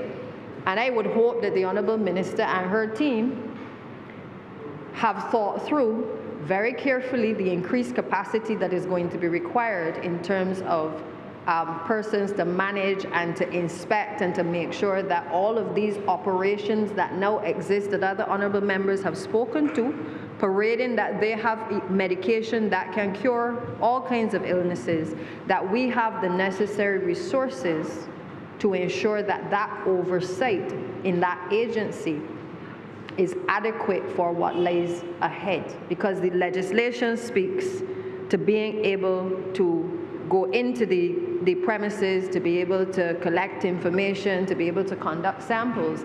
And I just hope that while we again introduce another piece of legislation with another layer of bureaucracy being extended, that we also have identified the positions that need to be filled if they are not now existing, or the positions that will now have to be strengthened, or the positions that have to be created. Because it cannot be that we've taken this long to do this, But at the same time, we have other people out there parading as though they have the cure for things that they may not have the cure for, but our people have found a way to turn to them in order to seek the hope and the care that has become necessary for them. So, Mr. Speaker, I indicated to you I have not come here to take too long in terms of my contribution. I think that this area also, as a last point, offers an opportunity for us to explore the medicinal industry, and I didn't say medicinal cannabis, I said medicinal industry, the herbal industry. We have a number of places. I remember Peg Farm, Mr. Paul Bourne, before he passed, there was an area, and I believe it's still there, that was cultivated to be able to have all of the Barbadian plants that can offer medicines. I am hopeful that certainly now in my role as Minister of Environment, that we have the potential both within the botanical gardens and other spaces to be able to create those opportunities for people to understand the Barbadian plants, to understand the Barbadian herbs, not simply by being able to think that it is something that your grandparents told you about when you were young, a set of bush that you had to boil, but that you have a better understanding of how these herbs can actually help in many different ways to be able to help the human body as well. So I look forward to being able to work with the University of the West Indies and certainly education to be able to develop that project so that we have a template that we are not guessing about what we have as a country, but that for the first time we can actually now document what we have and to be able to share that with the rest of the world as well. So, Mr. Speaker, with those few words, I am obliged, and I therefore beg to, Mr. Going closing on. I beg to move that you do now leave. Huh? Oh, sorry. She will do that, sir. Thank you, Mr. Speaker. I'm obliged. I will.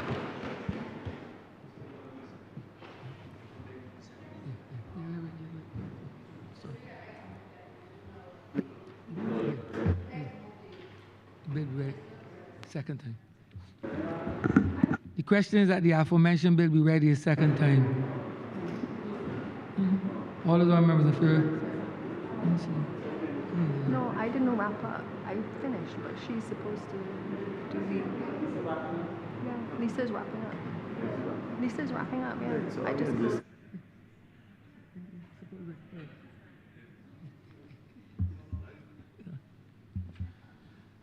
The Honourable Minister will move that the bill be read a second time after she finishes her wrap up. Honourable Minister. Thank you very much, Mr. Speaker, and I want to begin by thanking all of the honourable members who have spoken on this important bill, and I will attempt to respond to as many of the queries that have been raised as I can. The Representative Minister Cattle raised about the issues of the protective regime and the kinds of products. I don't think there is a lot to respond to there, but there were a number of things that I do want to specifically make reference to. This particular body of legislation that is before this honourable chamber today and already passed through the other place does very much provide that effective regulatory regime that covers both traditional and non-traditional medicines. And while a number of honourable members raised concerns about the claims being presented on TV, just before the news, after the news, radio programs, all of the promotional material on Saturdays on the radio about products claiming to do certain things that they may not have the authority to do, this bill provides a regime where evidence, particularly science-based evidence, must be presented. Otherwise, those things can come under the ire of the legislation and its enforcement regime. So I give the honourable members that assurance. Of course, there are the issues that were raised, and we support that. I think we spoke about that in the opening of the bill, the opportunities for students, the new job opportunities for training, and so on. And of course, I did make mention in my opening about what other countries in the region are also doing. I mentioned Guyana. And Guyana was important because Guyana is currently doing a body of work that talks about our bodies, African bodies, Caribbean bodies, and what our bodies are doing distinct and different from what, say, for example, we heard from the Philippines and other jurisdictions. So that is some work that allows for us to be collaborative along with our other CARICOM member states. Now, we heard also about the issues of the pharmacy in the Queen Elizabeth Hospital. This really would not have been the occasion for me to raise this, but this is something that is being seen not by any individual alone, but everyone. We've seen this, and it's one of the things that when I first assumed the role of Minister of Health a few months ago and was touring the hospital, I saw. And one of the things that we started to have an immediate discussion around was business process reengineering. Simply put, the lines at the hospital are driven at specifically in the area of the pharmacy. They're driven by the fact that the hospital maintains a dispensing regime for patients who are being discharged. When patients are being discharged from the hospital, they go home with their medication. So sometimes the medication goes up to the ward, sometimes their relatives may come down to the pharmacy and collect their medication. That's not where the issue comes in its entirety. It's where the issue starts. Where the issue continues is where those prescriptions, particularly for conditions that need to be managed over a period of time, have to be refilled. So when that prescription has to be refilled in 3 months or in 6 months, those persons now already discharged from the hospital in their homes and in their communities, they have to come back to the hospital, to the pharmacy, to refill that medication. And having looked at that, we then came to the conclusion, but this don't make no sense, because Ms. Brathwaite has to take the Pike Corner bus from St. Lucie, past Morris Bayer Polyclinic, past the Eunice Gibson Polyclinic in Warrens, past Brantford Tate, possibly in town, or past Black Rock, and Brantford Tate in Black Rock, or even past Winston Scott and come back to Martindale's Road. That simply made no sense to us. And so we saw it too. It wasn't seen just one time. We saw it. And so the drug service is currently in extended discussions with the Queen Elizabeth Hospital, because the Queen Elizabeth Hospital does not presently and has never dispensed through the public sector pharmacies. And so we're working with the Queen Elizabeth Hospital and the drug service to be able to facilitate persons being able to fill their prescriptions as dispensed from the Queen Elizabeth Hospital on their discharge at whichever polyclinic is closest and convenient to them. And that's work that is already underway. Now, on the question of different drugs that have been taken from the various lists, I believe that I have lost count of the number of persons who have raised concerns about different drugs that are no longer available to their constituents as well. And so we've had instances where cancer patients, on the one hand, one member in here, another member raised an instance for persons dealing with epilepsy and so on. And we sat down with the Barbados Drug Service trying to figure out what exactly was the issue. But that's exactly the reason why we're here, talking about this ecosystem that we're creating.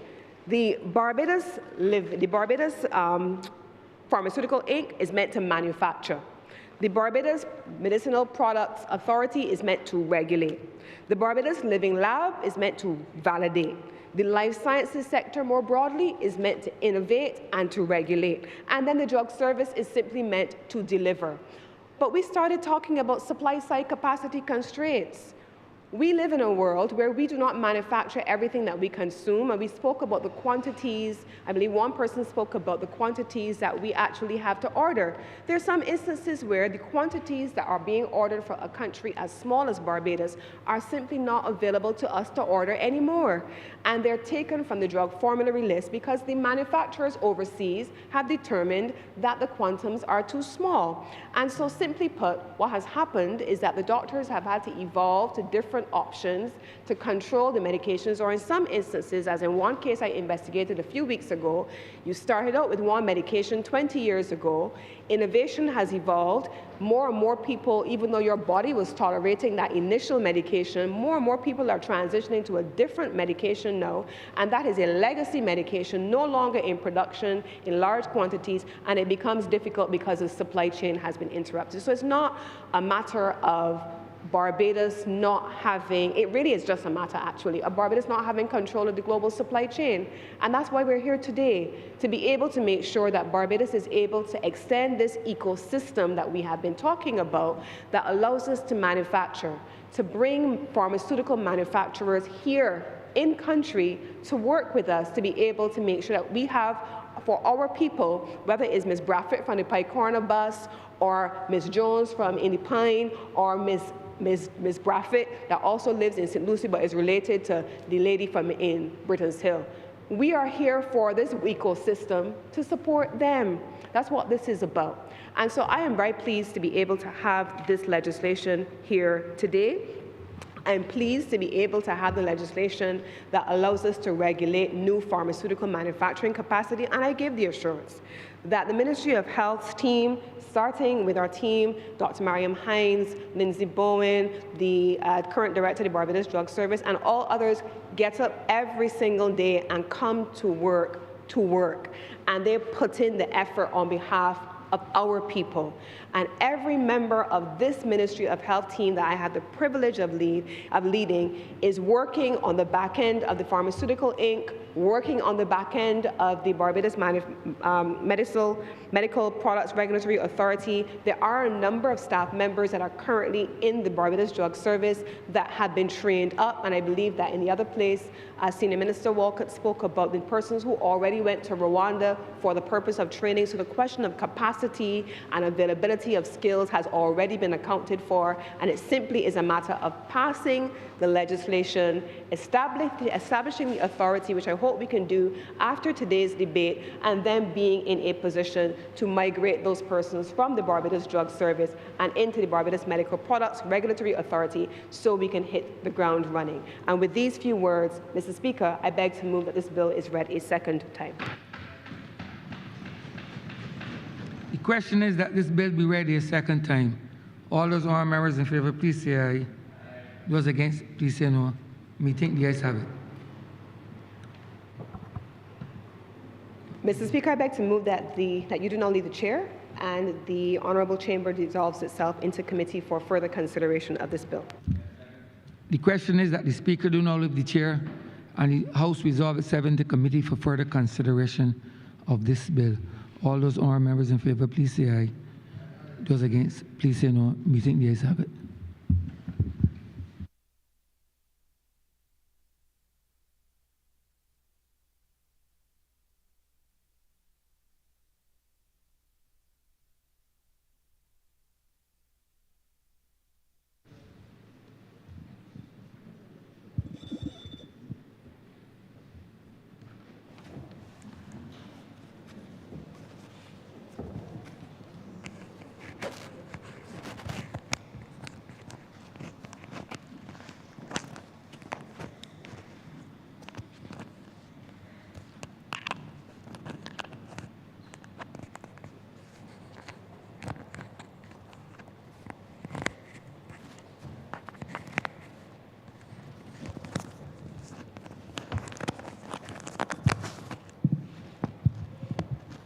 This Honourable House is now in committee.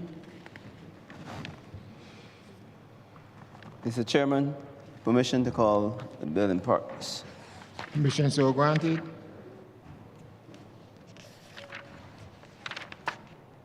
Part 1, clauses 1 to 5. Mr. Speaker, I beg to move that Part 1, clauses 1 through 5 stand part. The question is that Part 1, clauses 1 to 5 stand part. All honourable members in favour, say aye. Honourable members against, say no. Methinks the ayes have it. Mr. Speaker, I beg to move that Part 2. I beg to move that Part 2, clauses 6 through 20 stand part.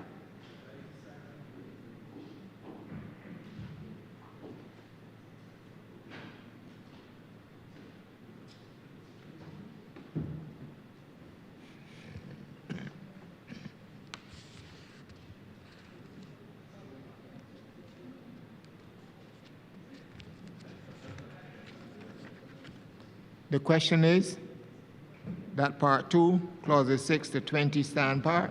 All honourable members in favour, say aye. Honourable members against, say no. Methinks the ayes have it. Part 3, clauses 21 to 26. Mr. Chairman, I beg to move that Part 3, clauses 21 through 26 stand part at this time. The question is that Part 3, clauses 21 to 26 stand part. All honourable members in favour, say aye. Honourable members against, say no. Methinks the ayes have it. Part 4, clauses 27 to 30. Mr. Chair, I beg to move that Part 4, clauses 27 through 30 stand part. The question is that Part 4, clauses 27 to 30 stand apart. All honourable members in favour, say aye. Honourable members against, say no. Methinks the ayes have it. Part 5, clauses 31 to 42. Mr. Chair, I beg to move that Part 5, clauses 31 through 42 stand part. The question is that Part 5, clauses 31 to 42 stand part. All honourable members in favour, say aye. Honourable members against, say no. Methinks the ayes have it. Part 6, clauses 43 to 50. Mr. Chair, I beg to move that Part 6, clauses 43 to 50 stand part at this time. The question is that Part 6, clauses 43 to 50 stand part. All honourable members in favour, say aye. Honourable members against, say no. Methinks the ayes have it. Part 7, clauses 51 to 54. Mr. Chair, I beg to move that Part 7, clauses 51 to 54 stand part. The question is that Part 7, clauses 51 to 54 stand part. All honourable members in favour, say aye. Honourable members against, say no. Methinks the ayes have it. Part 8, clauses 55 and 56. Mr. Chair, I beg to move that Part 8, clauses 55 and 56 stand part. The question is that Part 8, clauses 55 to 56 stand part. All honourable members in favour, say aye. Honourable members against, say no. Methinks the ayes have it. Part 9, clauses 57 to 59. Mr. Chair, I beg to move that Part 9, clauses 57 to 59 stand part. The question is that Part 9, clauses 57 to 59 stand part. All honourable members in favour, say aye. Honourable members against, say no. Methinks the ayes have it. Part 10, clauses 60 and 61. Mr. Chair, I beg to move that Part 10, clauses 60 and 61 stand part. The question is that Part 10, clauses 60 and 61 stand part. All honourable members in favour, say aye. Honourable members against, say no. Methinks the ayes have it. Part 11, clauses 62 to 66. Mr. Chair, I beg to move that Part 11, clauses 62 to 66 stand part. The question is that Part 11, clauses 62 to 66 stand part. All honourable members in favour, say aye. Honourable members against, say no. Methinks the ayes have it. Part 12, clauses 67 to 69. Mr. Chair, I beg to move that Part 12, clauses 67 to 69 stand part. The question is that Part 12, clauses 67 to 69 stand part. All honourable members in favour, say aye. Honourable members against, say no. Methinks the ayes have it. Part 13, clauses 70 to 73. Mr. Chair, I beg to move that Part 13, clauses 70 through 73 stand part. The question is that Part 13, clauses 70 to 73 stand part. All honourable members in favour, say aye. Honourable members against, say no. Methinks the ayes have it. Part 14, clauses 74 to 80. Mr. Chair, I beg to move that Part 14, clauses 74 to 80 stand part. The question is that Part 14, clauses 74 to 80 stand part. All honourable members in favour, say aye. Honourable members against, say no. Methinks the ayes have it. First schedule. Mr. Chair, I beg to move that the first schedule be the first schedule to the bill. The question is that the first schedule be the first schedule to the bill. All honourable members in favour, say aye. Honourable members against, say no. Methinks the ayes have it. Second schedule. Mr. Chair, I beg to move that the second schedule be the second schedule to the bill. The question is that the second schedule be the second schedule to the bill. All honourable members in favour, say aye. Honourable members against, say no. Methinks the ayes have it. Third schedule. Mr. Chair, I beg to move that the third schedule be the third schedule to the bill. The question is that the third schedule be the third schedule to the bill. All honourable members in favour, say aye. Honourable members against, say no. Methinks the ayes have it. Mr. Chair, I beg to move that you do not report to His Honour the Speaker the passing of one bill in committee. The question is that I do now report to His Honour the Speaker the passing of one bill in committee. All honourable members in favour, say aye. Honourable members against, say no. Methinks the ayes have it.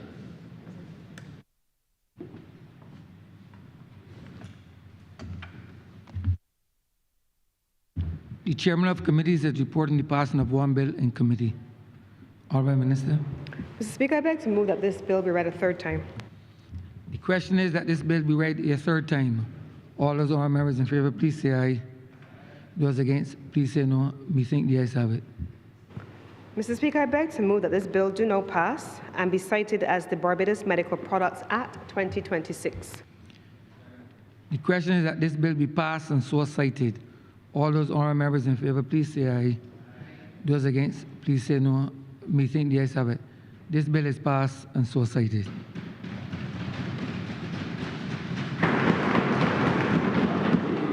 Honourable Leader, Government Business. Thank you, Mr. Speaker. I beg to move the adjournment of the House until Tuesday, the 23rd of June at 10 a.m.